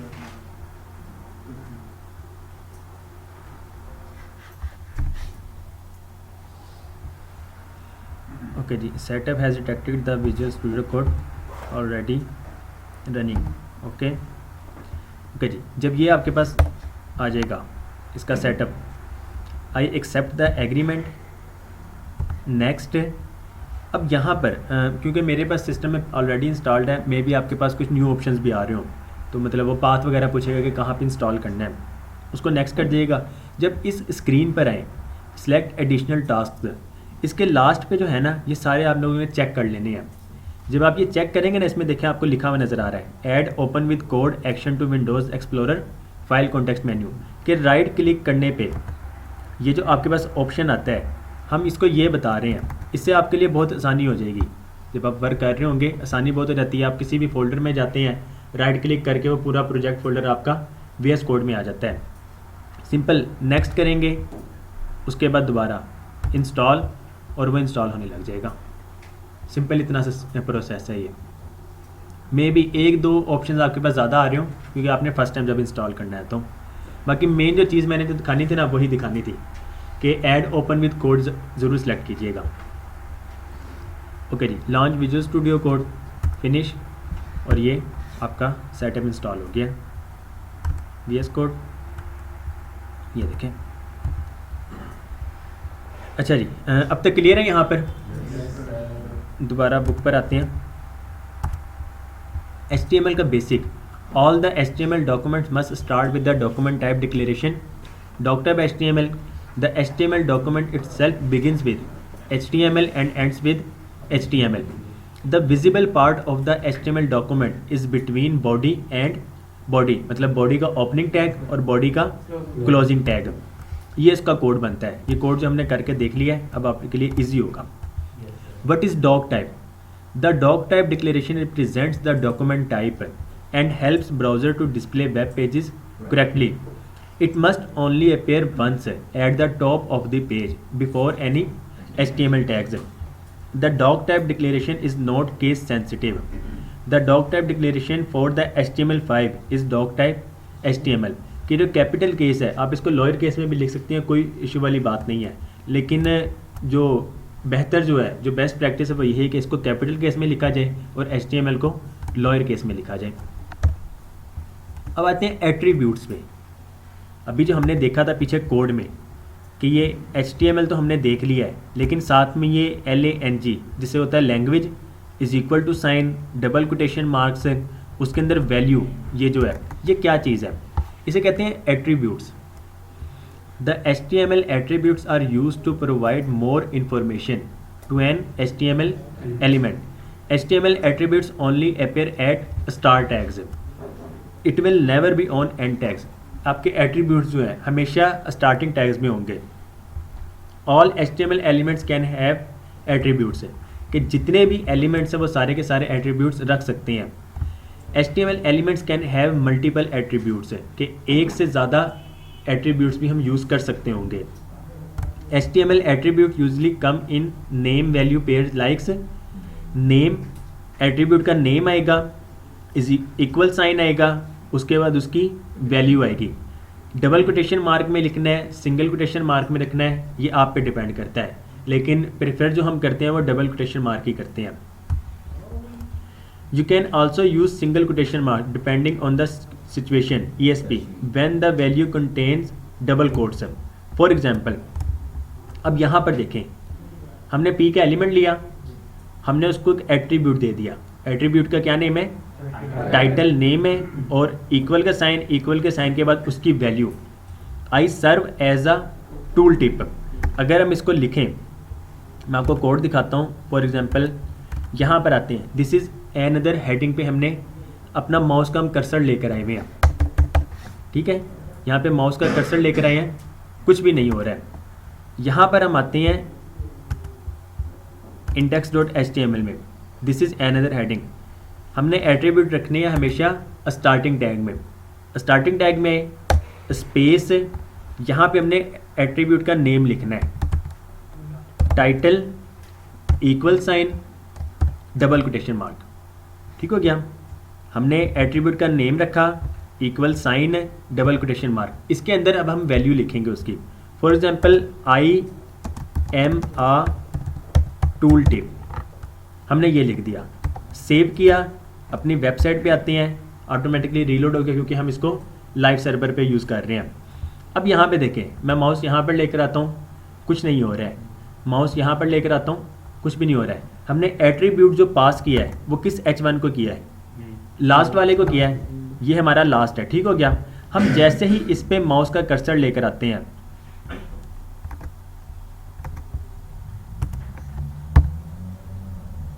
लाइव सर्वर बंद, चलिए लाइव सर्वर हमारा बंद है, गो लाइव, ये आ गया। अब इस पे माउस का कर्सर लेकर आए तो ये देखें, I am a tool tip आप लोगों को नज़र आ रहा होगा, ये देखें जो हमने लिखा था वहाँ पर। अब फॉर एग्जांपल हम यहाँ पर इस तरह आई एम की शॉर्ट फॉर्म होती है, इस तरह हमने आई एम इस तरह लिख दिया, सेव किया, तो अब हमें ये इस तरह ही नज़र आएगा जो भी हमने उसके अंदर लिखा हुआ है, I am a tool tip. अब अगर हमने यहाँ पे देखें ये सिंगल कोट मार्क लिखा हुआ है, हम यहाँ पर भी सिंगल कोट मार्क और यहाँ पर भी सिंगल कोट मार्क से हम यूज़ कर रहे हैं। हमने उसके अंदर भी एक सिंगल कोट मार्क लिख दिया है, सिंगल कोटेशन मार्क यूज़ कर लिया है। तो इससे क्या उसको फील हो रहा है कि हमने यहाँ पे स्टार्ट किया है और यहाँ पे क्लोज कर दिया है। तो अब क्या होगा, हमारा ये कोड ब्रेक हो रहा होगा, हमारे कोड में एरर आ जाएगा। फिर इस तरह उसको सिर्फ और सिर्फ यहाँ से लेकर टाइटल यहाँ तक ही मिलेगा, उसके आगे वाला उसको टाइटल फील नहीं होगा और यहाँ पे आपका कोड फिर ब्रेक हो जाएगा। तो इस वजह से डिपेंड करता है कि आप सिचुएशन कौन सी यूज़ कर रहे हैं या कोड किस तरह कर रहे हैं। तो इस वजह से हम हमेशा डबल कोट मार्क ही स्टार्ट में लिखते हैं। उसके अंदर बहुत सारी यानी कि हमारे पास आ सकता है कि सिंगल कोट मार्क हम यूज़ कर रहे हो। तो ये एट्रीब्यूट थे हमारे पास। ओके जी, अब ए का एलिमेंट हम एक पेज से दूसरे पेज पे नेविगेट करने के लिए एंकर टैग यूज़ करते हैं, जिसको हम लिंक भी कहते हैं। अब फॉर एग्जांपल हमने यहाँ पे हमारे वेब पेज प्रोजेक्ट में कितने पेजेस हैं? दो हैं, एक हमारा इंडेक्स है और एक हमारा अबाउट है। हम यहाँ पे H1 की मदद से this is our about page ये लिख देते हैं। सेव किया, अपनी वेबसाइट पे आए, अभी हम किस पेज पे मौजूद हैं? index.html पे ही ना। अबाउट पेज पे अगर जाना है तो हमें नेविगेट करना पड़ेगा, जाहिर सी बात है। तो उसके लिए हम index.html में यहाँ पे हम यूज़ कर सकते हैं एंकर टैग, ए का टैग। हमने क्या करना है, ए ओपन किया और ए को हमने क्लोज कर लिया। अब ये एंकर टैग तो है, हम इसको कह देते हैं गो टू अबाउट पेज। हमने इस एंकर टैग में जो भी लिखना है ब्राउज़र में वो शो हो रहा होगा, क्योंकि ये कंटेंट है। अब ए पेज है, हमने गो टू अबाउट पेज तो लिख दिया, इसके अंदर लेट्स सपोज मैं कुछ भी लिख देता हूँ, मैं अपना ही नेम लिख देता हूँ या फिर यहाँ पे मैं सीरत लिख देता हूँ। लेकिन इस एंकर टैग की मदद से कैसे हम बताएंगे या हमें कैसे पता लगेगा कि उस पेज पे नेविगेट करना है? तो यहाँ पर फिर हम एंकर टैग में एक एट्रीब्यूट मज़ीद यूज़ करते हैं, वो एट्रीब्यूट है href। हमने ऊपर देखा एक एट्रीब्यूट है टाइटल, यहाँ पे अब ये एट्रीब्यूट है href। href stands for hyperlink reference. हमने एट्रीब्यूट का नेम लिख दिया, equal sign, double quotation marks. अब देखें जैसे ही मैंने href कंप्लीट किया है, VS कोड मुझे सजेस्ट कर रहा है कि आप किस पेज पे नेविगेट होना चाहते हैं। इंडेक्स में हम बाय डिफ़ॉल्ट पहले ही हैं, तो अब वो मुझे about.html बता रहा है। about.html आ गया, हमने उस फाइल का नेम लिख देना बस। लेकिन ये देखना कि हमने पाथ हम सही दे रहे हैं कि नहीं दे रहे हैं। अभी क्योंकि ये इस प्रोजेक्ट फोल्डर में ही है, तो इस वजह से सिंपल हमने about.html लिख दिया। अगर ये किसी फोल्डर में होता तो फिर हम फोल्डर का नेम भी साथ में दे रहे होते। तो जब हम फोल्डर की तरफ जाएंगे, मूव करेंगे, हम उस टाइम फोल्डर को देखेंगे। अभी क्योंकि आप लोग के लिए बस प्रोजेक्ट फोल्डर की हद तक ठीक है, तो इस वजह से इसका नेम सेव किया हमने, अपनी वेबसाइट पे आए तो ये देखें आपको एक लिंक नज़र आ रहा होगा, जिस तरह गूगल वगैरह के लिंक आपको नज़र आ रहे होते हैं किसी भी वेबसाइट में, ये लिंक आपको नज़र आ गया। अब जैसे ही मैं इस पर क्लिक करूँगा, मुझे ये this is our about page पर लेकर आ गया। ठीक हो गया, हम एक पेज से दूसरे पेज पे नेविगेट कर चुके हैं। अब ये ए जो टैग है, एंकर टैग इसे कहा जाता है। ठीक हो गया, एंकर टैग ए टैग हमने किया, उस पे हमने मज़ीद एडिशनल इंफॉर्मेशन प्रोवाइड की है एट्रीब्यूट की मदद से। एट्रीब्यूट का नेम और एट्रीब्यूट की वैल्यू कि हमने किस पेज पे नेविगेट करना है। अब यहाँ पे मैं कुछ भी लिख दूँ, लेट्स सपोज मैं ABC लिख देता हूँ, ABC लिखा, बैक पे यहाँ पे उसको ABC ही लिखा हुआ नज़र आएगा, लेकिन पीछे हमने जो भी उसको लिंक ऐड कर दिया है कि वो हाइपरलिंक रेफरेंस कौन सा है, उसने उस पेज पर ही नेविगेट होना है। हम यहाँ पे कुछ भी लिख दें, लेट्स सपोज हम यहाँ पे गूगल लिख देते हैं, गूगल लिख दिया, यहाँ पे गूगल शो हो जाएगा, लेकिन ये किस पेज पे नेविगेट होगा? about.html पे नेविगेट होगा, क्योंकि हमने हाइपरलिंक रेफरेंस में about.html लिखा हुआ है। Okay, there are two ways to specify the URL in the href attribute. For example, बाकी मज़ीद तो हमने इसको पढ़ना है, बेशक इसको भी रहने दें, बस ये नोट डाउन कर लें कि दो तरह के पाथ होते हैं, एक एब्सोल्यूट URL होता है और एक रिलेटिव URL होता है। उसके बाद दो तरह के elements, block level elements and inline elements, दो तरह के एलिमेंट्स होते हैं हमारे पास हमारी HTML में, ब्लॉक लेवल एलिमेंट्स और इनलाइन एलिमेंट्स। अब block level element is any element that starts a new line and uses the full width of the web page और container. For example H1, P और div। H1 जो होता है heading 1, P जो होता है paragraph, div का मतलब होता है डिवीजन करना, डिवीजन करना। ठीक हो गया, हम अपने सेक्शंस को डिवाइड कर रहे होते हैं। लेट्स सपोज हीरो सेक्शन आ गया, हीरो सेक्शन के बाद आपका कुछ और सेक्शन आ गया। अगर हम अपनी वेबसाइट पे हैं, यहाँ पर आपके पास ये हेडर है, हेडर के बाद आपका ये सारा मेन कंटेंट में ही आ रहा होगा। ये आपका हीरो सेक्शन हो गया, उसके नीचे मज़ीद आपका एक ये सेक्शन बना हुआ है, वाई चूज सीरा, आपका ये एक सेक्शन बना हुआ है, लाइब्रेरी सीरत की ये सेक्शन है, कोर्सेज सीरत के ये सेक्शन है, ये सारे डिवाइड हुए हैं। ठीक हो गया, ये डिव एलिमेंट की मदद से है। डिव की मदद से हम उसके अंदर, अब देखें यहाँ पर ये जो सेक्शन है इसका बैकग्राउंड कलर है ब्लैक है, ये जो सेक्शन है इसका वाइट है, अब ये जो सेक्शन है इसके पीछे इमेज लगी हुई है, ठीक हो गया। तो ये हमने डिवाइड किया हुआ है CSS की मदद से। जब हम इसको टारगेट करके इसकी स्टाइलिंग कर सकते होंगे, इस तरह से हम सेक्शंस को डिवाइड कर देते हैं। A block level element can take up one line or multiple lines and has a line break before and after the element. अब फॉर एग्जाम्पल कोड इसका देखें, हमने ये div एक एलिमेंट यूज कर लिया, ठीक है, हमने div एलिमेंट यूज किया, this is a div element. इसकी आउटपुट क्या होगी, ये div होगी। कंटेंट आप इसके अंदर एक कैरेक्टर लिखें या एक से ज़्यादा लिखें, इसने आपकी स्क्रीन की 100% विड्थ लेनी है, ठीक हो गया। अब ये देखें, this is a div element, content आपका यहाँ तक ही है, लेकिन इसकी विड्थ जो है यहाँ से लेकर यहाँ तक है। अगर हम कोड में आए, H1 में मैं लिख देता हूँ, लेट सपोज सिंपल हेडिंग 1। दोबारा से मैं एक H1 लेता हूँ, मैं इसको लिख देता हूँ सिंपल 2 लिख देता हूँ। मैं एक div एलिमेंट ले लेता हूँ और इसको मैं सिर्फ और सिर्फ D लिख देता हूँ, ठीक हो गया।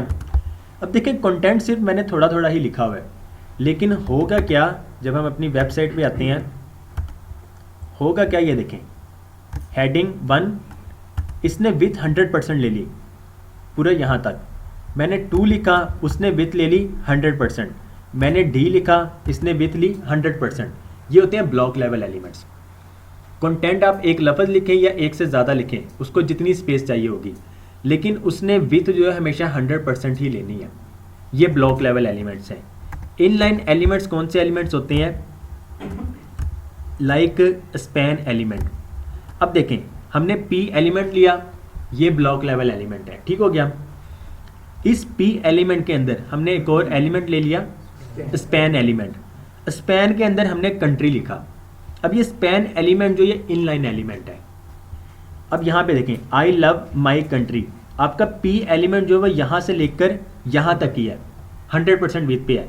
उसके अंदर जो इनलाइन एलिमेंट है वो कंट्री सिर्फ और सिर्फ यहाँ से लेकर यहाँ तक है, जिसको हमने ब्लॉक किया हुआ है, ठीक हो गया। तो ये याद रखिएगा कि कौन से एलिमेंट्स ब्लॉक लेवल एलिमेंट्स हैं और कौन से इनलाइन एलिमेंट्स हैं, क्योंकि जब हम स्ट्रक्चर क्रिएट कर रहे होंगे ये आपको बहुत फ़ायदे में रहेगी चीज़ें। आपको पता होगा कि यार मैं div अगर यूज़ कर रहा हूँ, उसके नेक्स्ट जो कोड होगा लिखा हुआ उसने ऑटोमेटिकली नेक्स्ट लाइन पे आ जाना है। मैं स्पैन एलिमेंट अगर यूज़ कर रहा हूँ, मुझे पता है इनलाइन एलिमेंट है, मैं उसके आगे एक मज़ीद स्पैन भी लिख दूँ। फॉर एग्जांपल अब ये एंकर टैग भी जो है ना, ये इनलाइन एलिमेंट है, ठीक हो गया। मैंने A लिखा, A के बाद मैं स्पैन लिख देता हूँ, this is a span. Span क्या एक इनलाइन एलिमेंट है। सेव किया मैंने अपनी वेबसाइट पे, तो ये देखें ये उसके साथ ही लिखा हुआ नज़र आ गया, क्योंकि ये इनलाइन एलिमेंट है। इनलाइन एलिमेंट ऐसे एलिमेंट होते हैं जो उतनी ही विड्थ लेते हैं जितनी उनके पास कंटेंट होता है। जितना कंटेंट उसके पास होगा उतनी वो विड्थ लेगा, उसके बाद वो अपनी स्पेस छोड़ देता है और नेक्स्ट एलिमेंट आ सकता है। अब अगर इस A के बाद मैं यहाँ पे यूज़ करता P, मैंने P एलिमेंट यूज़ किया, P एलिमेंट है ब्लॉक लेवल एलिमेंट, तो इसने क्या होना है, इसने यहाँ से गूगल के बाद ये नेक्स्ट लाइन में आ जाएगा, क्योंकि ये ब्लॉक लेवल एलिमेंट है और ब्लॉक लेवल एलिमेंट हमेशा नेक्स्ट लाइन से स्टार्ट होता है। पहले भी स्पेस आती है लाइन स्पेस और नेक्स्ट पे भी लाइन स्पेस आती है। क्लियर है यहाँ तक? कोई सवाल किसी का या क्लियर ना हुआ कोई? ब्लॉक लेवल और इनलाइन आप लोग लास्ट पे क्लियर है जी? वो इनलाइन एलिमेंट है, ये हमें याद रखना पड़ेगा ना। ये हमने जो एलिमेंट्स पढ़ने हैं ये राउंड अबाउट 107 हम पढ़ेंगे इंशाल्लाह। एट्रीब्यूट्स से मज़ीद इंफॉर्मेशन प्रोवाइड करने के लिए, फॉर एग्जांपल मैं यहाँ पे एक कोड लगाता हूँ अबाउट पेज, यहाँ पे मैंने गूगल लिख दिया। अब दोनों एंकर टैग हैं, ठीक हो गया, दोनों ही एंकर टैग हैं, लेकिन किस एंकर टैग ने किस पेज पे नेविगेट होना है ये हम मज़ीद इंफॉर्मेशन इसको प्रोवाइड करेंगे। मज़ीद इंफॉर्मेशन हम प्रोवाइड करते हैं एट्रीब्यूट्स की मदद से। हमने href लिखा, href के अंदर हमने लिंक चेंज करने हैं बस। फॉर एग्जांपल about.html ये गूगल है, मैं अपनी वेबसाइट में गूगल को लिंक करना चाहता हूँ तो google.com। अब गूगल पे मैं क्लिक करूँगा तो ये मुझे गूगल पे लेके जाएगा, गूगल का पेज है। अबाउट पेज पे क्लिक करूँगा तो मुझे ये about.html पे लेके जाएगा। तो एट्रीब्यूट्स क्या होते हैं, ये मज़ीद इंफॉर्मेशन प्रोवाइड करते हैं। अब फॉर एग्जांपल 2 H1 एलिमेंट है, ठीक हो गया।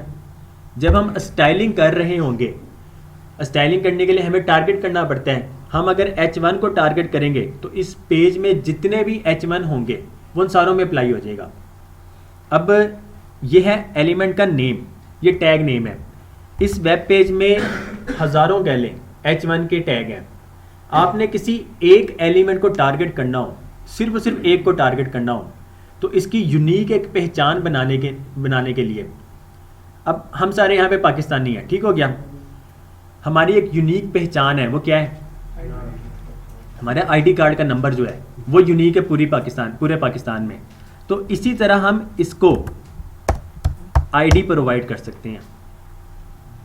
हमने H1 में एक एट्रीब्यूट लिखा आईडी को वैल्यू हम दे देंगे। फॉर एग्जांपल मैं इसको कह देता हूँ हेडिंग 1, या फिर ये हमारी मेन हेडिंग है, ये इस आईडी का नेम है। सेकंड जो आईडी है एलिमेंट, उसको मैं आईडी दे देता हूँ सेकंड हेडिंग कह देता हूँ इसको, ठीक हो गया। आपके एक पेज पे एक आईडी दो एक जैसी नहीं हो सकती हैं। फॉर एग्जांपल हमने मेन हेडिंग 1 को लिख दिया है, आप किसी सेकंड या किसी और एलिमेंट को सेम वैल्यू नहीं दे सकती आईडी की, क्योंकि वो अगर एक से ज़्यादा सेम ही कर देंगे तो वो यूनिक आईडी तो नहीं रहेगी। तो यूनिक आईडी के लिए हम हमेशा यूनिक आइडेंटिफायर इसको प्रोवाइड कर रहे होते हैं, यूनिक उसकी वैल्यू होती है। मेन हेडिंग हो गया और ये सेकंड हेडिंग हो गया। तो ये एट्रीब्यूट की मदद से हम इसको क्लैरिफाई कर रहे होते हैं। क्लियर है?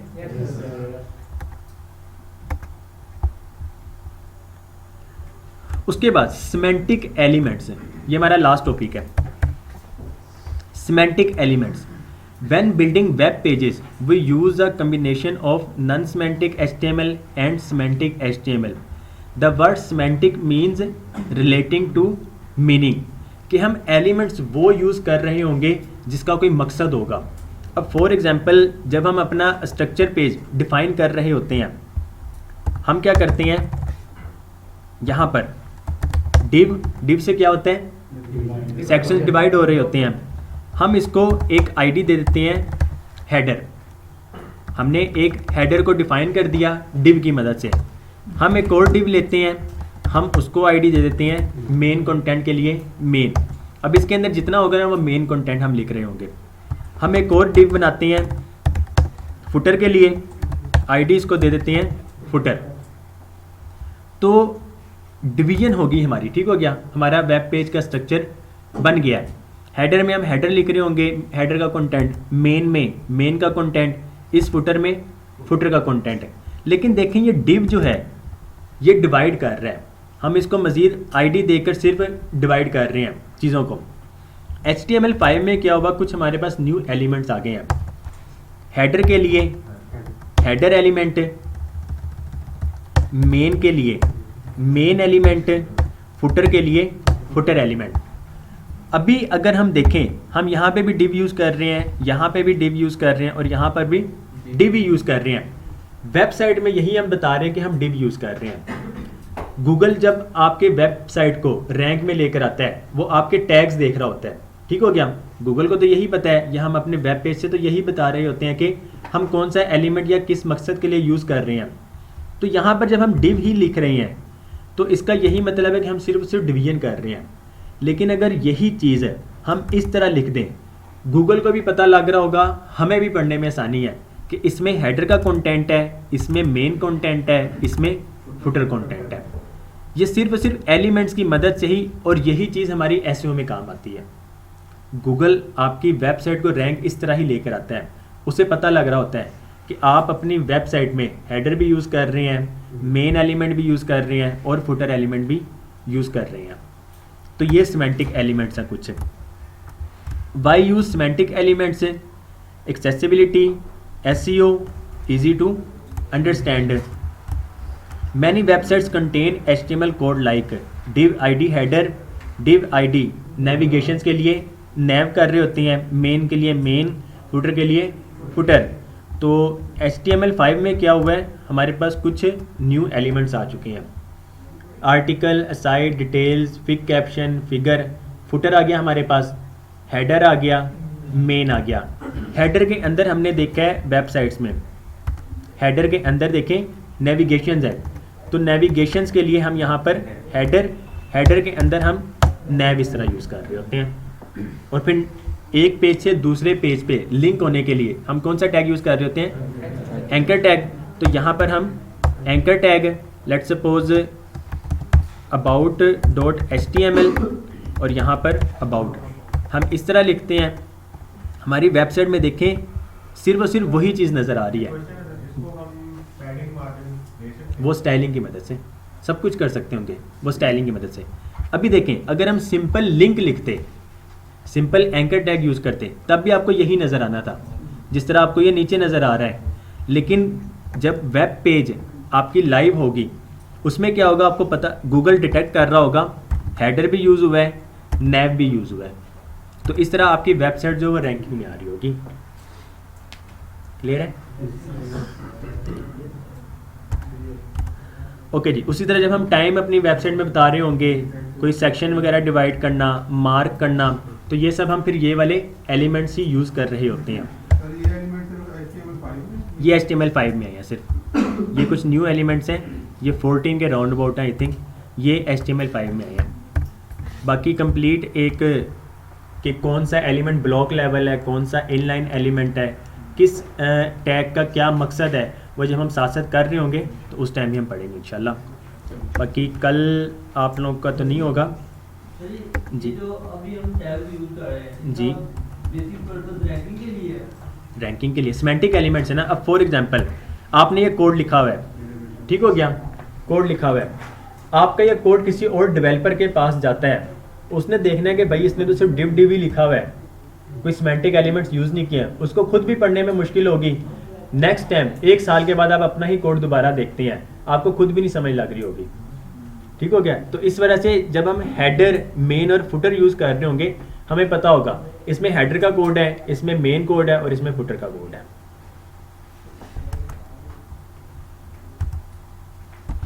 ओके जी, यहाँ पर लिस्ट ऑफ टैग्स,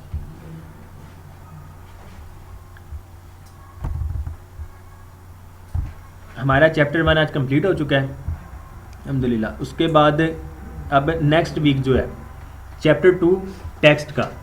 अब इसमें देखें ये नेम,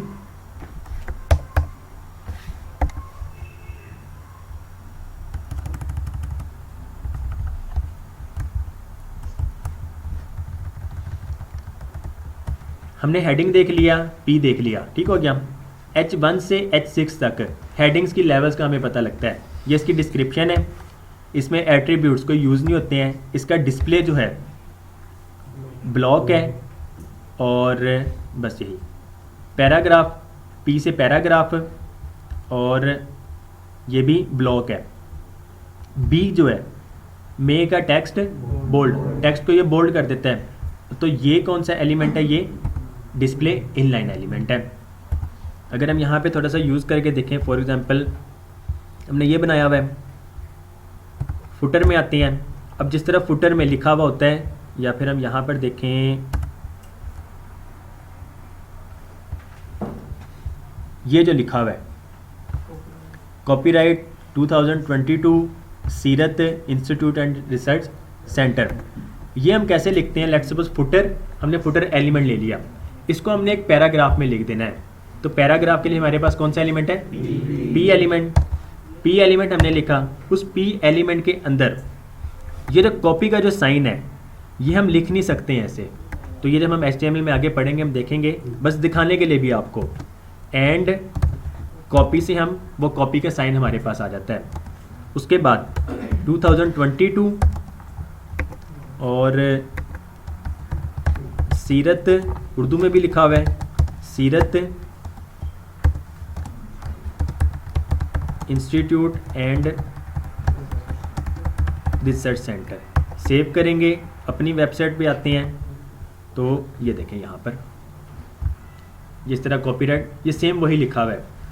बाकी ये जितनी भी चीज़ें हैं, सेंटर अलाइन करना, फॉन्ट स्टाइल चेंज करना, कलर चेंज करना, साइज़ चेंज करना, ये सारा हम CSS की मदद से करते हैं। हमने तो उसको नीचे नहीं लिखा फुटर में। ये हमारा ऊपर लिखा हुआ है ना, उसके नीचे ये सारी चीज़ें। अभी हम इसको सबसे लास्ट पे लेकर आ जाते हैं तो ये हमारे पास सबसे लास्ट में आ जाएगा बॉडी के अंदर। ठीक है, हमने सेव किया तो ये देखिए लास्ट पे इस तरह आ गया।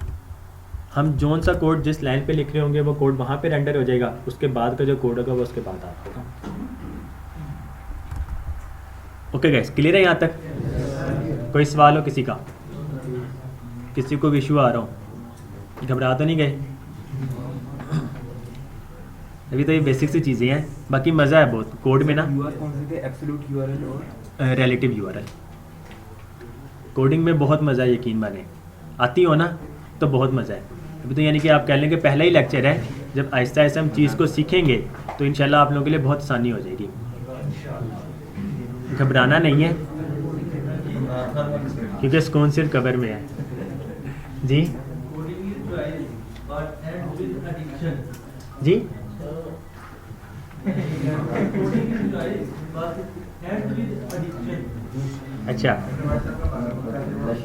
नशा है, सही कह रहे हैं जी। ओके जी, क्लियर है यहाँ तक? ओके जी, इसको वाइंड अप कर, बल्कि मैं आपको ना सर्च का बता देता हूँ, थोड़ा सा इंट्रो दे देता हूँ। उसका ट्यूटोरियल बना हुआ है, उसे देखिएगा, वो आप लोगों को इजीली समझ आ जाएगी। सबसे पहले हम डाउनलोड करते हैं Node.js। वेबसाइट है, गूगल कर लेंगे Node.js, आपके पास ये वाली वेबसाइट ओपन हो जाएगी। Node.js करेंगे, इसको यहाँ से डाउनलोड करेंगे। ये जिस तरह हमने VS कोड को डाउनलोड किया है, डाउनलोड हो जाएगा। उसके बाद इसको इंस्टॉल कर सकते होंगे। ठीक हो गया, Node.js इंस्टॉल हो जाएगा। उसके बाद surge.sh Node.js इंस्टॉल होगा। उसके बाद आप ना ये वाली कमांड चला सकते होंगे, npm install -- surge। हमने सिंपल इसको कॉपी करना है, अपने टर्मिनल पे आ जाएं। ठीक हो गया, CMD कोड में। अगर नोड इंस्टॉल जब कर लेंगे उसके बाद node-v लिखेंगे तो आपके पास नोड का वर्जन आ जाएगा। मेरे सिस्टम में 14.17.6 है इस टाइम। नोड का लेटेस्ट जो चल रहा है 16.13.1 है। Node.js इंस्टॉल करने के बाद जब आप लोगों ने वो वाला इंस्टॉल करना है, आपके पास वो वाला आ रहा होगा। सर्ज इंस्टॉल करने के लिए जो हमने वहाँ पे कॉपी किया है, हमने यहाँ से जो कोड कॉपी किया था, इसको कॉपी करें और CMD में आके इसको पेस्ट कर दें। पेस्ट करने के बाद एंटर कर दीजिएगा। नेट अगर चल रहा होगा, ये सर्ज जो है आपके सिस्टम में ऑटोमेटिकली इंस्टॉल हो जाएगा। सर्ज जब इंस्टॉल हो जाएगा उसके बाद एक जो कमांड है, in your project directory just run. आपका प्रोजेक्ट जहाँ पर होगा आपका प्रोजेक्ट है कहाँ पर, ये आपका प्रोजेक्ट है। ठीक हो गया, जहाँ पे हमारी 2 फाइल्स पड़ी हुई थी। इस एड्रेस बार में आके, विंडोज़ ही यूज़ कर रहे हैं ना सारे, कोई और ऑपरेटिंग सिस्टम यूज़ कर रहा हो, कोई भी मैक OS या लिनक्स। ओके जी, एड्रेस बार में आकर CMD लिखेंगे, एंटर कीजिएगा। अब क्या होगा, ये CMD जो है आपके उस पाथ तक जाके ओपन हुआ है। पहले अगर हम डायरेक्ट CMD यूज़ करें तो देखें C यूज़र्स उमेर, ये इसका पाथ था। अब CMD का पाथ जो है वो ये है, हमारा प्रोजेक्ट फोल्डर। ठीक हो गया, सिंपल सर्च लिखना है हमने, SURGE, जो हमें ये बता रहे हैं। आप कोई भी किसी की भी चीज़ यूज़ कर रहे हो ना, वो आपको पूरा तरीका बताता है कि आपने इसको किस तरह यूज़ करना है। हमने सबसे पहले सर्च को इंस्टॉल किया। सर्च को इंस्टॉल करने के बाद हमने सिंपल प्रोजेक्ट डायरेक्टरी में जाके सर्च को यूज़ किया। सर्च को जैसे करेंगे, आप लोगों का अकाउंट क्रिएट नहीं हुआ होगा इसमें। ठीक हो गया, अपना ईमेल और पासवर्ड देके आप लोगों ने अकाउंट क्रिएट करना है। वो आपसे प्रोजेक्ट के बारे में पूछ रहा है, एंटर कर दें इस डोमेन को। लेट्स सपोज आप लोग की असाइनमेंट का प्रोजेक्ट का नेम था क्लास वर्क .search.sh। ये .search.sh लाजमी होना चाहिए। इसके पीछे जो है ना क्लास वर्क है, ये आप लोग कुछ भी रख सकते हैं, लेकिन डोमेन जो है पूरी दुनिया में यूनिक होती है। तो इस वजह से अगर ये अवेलेबल होगी तो तब आपको मिलेगी, अवेलेबल ना हुई तो ये आपको नहीं मिलेगी। हम इसको एंटर करेंगे तो हमें पता लग जाएगा।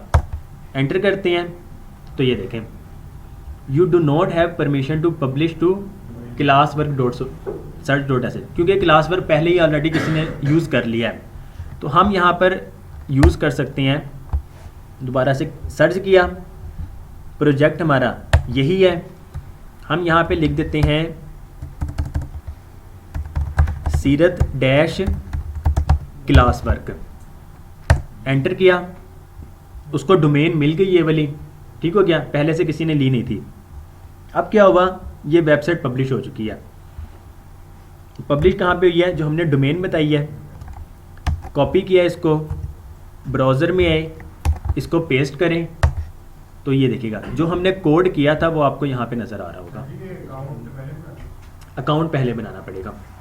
जब आप सर्च करेंगे ना जी, मैंने अकाउंट बनाया हुआ है ना, इससे इस ईमेल से मैंने अकाउंट बनाया हुआ है, तो वो मुझे बता रहा है कि आप जो रन कर रहे हैं वो इस ईमेल से कर रहे हैं। तो ये सर्च था, सिंपल सा, समझ ना लगी होगी, मकसद है यहाँ पे थोड़ा नहीं लगी समझ। सबसे पहले हमने क्या करना है, Node.js डाउनलोड करेंगे, ठीक हो गया। हम जी हाँ जी रिकॉर्ड हाँ जी कल आपको मिल गई होगी, कल वाली, ये रोज़ जी, थोड़ा सा सिर्फ 5 मिनट। हमने Node.js डाउनलोड किया।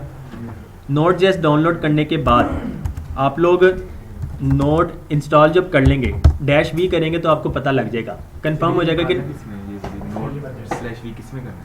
CMD में CMD रन करेंगे। CMD रन करने के लिए सिंपल CMD, ये CMD आ जाएगा आपके पास। नोड इंस्टॉल करने के बाद Node-v करेंगे, नोड इंस्टॉल हो गया। उसके बाद सर्च इंस्टॉल करने के लिए हमें सर्च की वेबसाइट से इसका कोड मिल जाता है। ये कोड है, कॉपी करेंगे और यहाँ पर आके पेस्ट कर देंगे। पेस्ट करने के बाद एंटर करेंगे तो क्या होगा, सर्च इंस्टॉल होना स्टार्ट हो जाएगा। सर्च जब एक बार इंस्टॉल हो जाएगा तो अब आपको कह रहा है in your project directory just run क्या करना है, सर्च करना है। तो जब आप प्रोजेक्ट फोल्डर पे पहुँचेंगे, एड्रेस बार में आए, यहाँ पे CMD लिखें तो क्या होता है, वो एड्रेस बार की मदद से जो CMD है अब वो आपके उस प्रोजेक्ट फोल्डर पे रन हुआ है। आपने यहाँ पे सिंपल सर्च लिखना है। सर्च लिखेंगे, सबसे पहले वो आपसे आपका ईमेल और पासवर्ड पूछेगा। जब आप इस पर पासवर्ड लिख रहे होंगे ना, वो आपको शो नहीं होगा, वो सेंसिटिव इन्फॉर्मेशन है, वो इसमें टर्मिनल में शो नहीं होता है, लेकिन वो टाइप हो रहा होगा। तो इस तरह से याद रखिएगा। प्रोजेक्ट के बारे में पूछ रहा है, कौन सा प्रोजेक्ट डिप्लॉय करना है, एंटर करेंगे, वो आपसे डोमेन के बारे में पूछ रहा है। यहाँ पे डोमेन कोई भी रख दीजिएगा, अवेलेबल होगी तो वो आपके अकाउंट में साइन हो जाएगी। उसको एंटर कर दीजिएगा तो वो पब्लिश हो जाएगी, आपको डोमेन मिल जाएगी। वो डोमेन फिर आप लोग यहाँ पे आके रन करेंगे तो आपकी वेबसाइट लाइव हो चुकी होगी। मतलब अब जो हमारी ये वेबसाइट जो बनी है, फॉर एग्जांपल हमारी वेबसाइट कंप्लीट हो चुकी है, हमने क्या किया, सिंपल सर्च चलाया और हमारी वेबसाइट डिप्लॉय हो चुकी है। ये देखें, सीरत डैश classwork.search.sh। ये आप लोग अपने घर में भी जाके चलाएंगे तब भी आपको ये नज़र आ रहा होगा। हम गूगल पे क्लिक करेंगे तो क्या होगा, वो गूगल का हमने URL दिया था, तो ये देखें गूगल आ गया। बैक करते हैं तो ये देखें हमारे पास हमारी वेबसाइट आ गई। तो ये सर्च है। हाँ जी, ये index.html फाइल को एक्सेस कर रहे हैं। यहाँ पे पेज नोट फाउंड आ जाएगा, उसको पेज नहीं मिलेगा।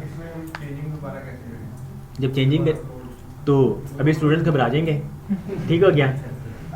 वो ट्यूटोरियल जो होगा ना, सिक्योरिटी सारी चीजें प्रोवाइड करता है। हाँ जी सब कुछ प्रोवाइड कर रहा है। ये देखें SSL सर्टिफिकेट भी है, ये देखें कनेक्शन इज सिक्योर, ठीक हो गया। बाकी जो चेंजेस वाला है ना वो ट्यूटोरियल में है, आप लोग वो देख लीजिएगा। बाकी सर्च आज करवाने का मकसद बस यही था कि आप लोगों को सर्च का थोड़ा बहुत कंसेप्ट आ जाए और आप लोग प्रैक्टिस करें कि आप लोगों ने अपनी असाइनमेंट किस तरह पब्लिश करनी है। जी ऑटोमेटिकली नहीं होगी, हमें हर बार इसको डिप्लाई करना पड़ेगा ग्रुप में। जी नहीं, फर्स्ट टाइम के बाद सेकंड जब आप करेंगे ना, सर वो ग्रुप में अपलोड कर दीजिएगा ना वीडियोस को। आपको ना इस तरह इसमें कुछ कॉन्फ़िगरेशन करनी पड़ती है। अगर आप दोबारा सर्च के बाद डोमेन वही वाली लिखते हैं तो आपको उसी डोमेन का बता रहा होता है ये, लेकिन वो थोड़ी सी एडवांस लेवल की चीज़ है, अभी ये बिल्कुल बेसिक्स है, तो अभी इस पे रहें, जब एडवांस पे जाएंगे हम एडवांस में देख लेंगे। एक कॉम के ऊपर डिफरेंट ये कर सकते हैं domains? कर सकते हैं।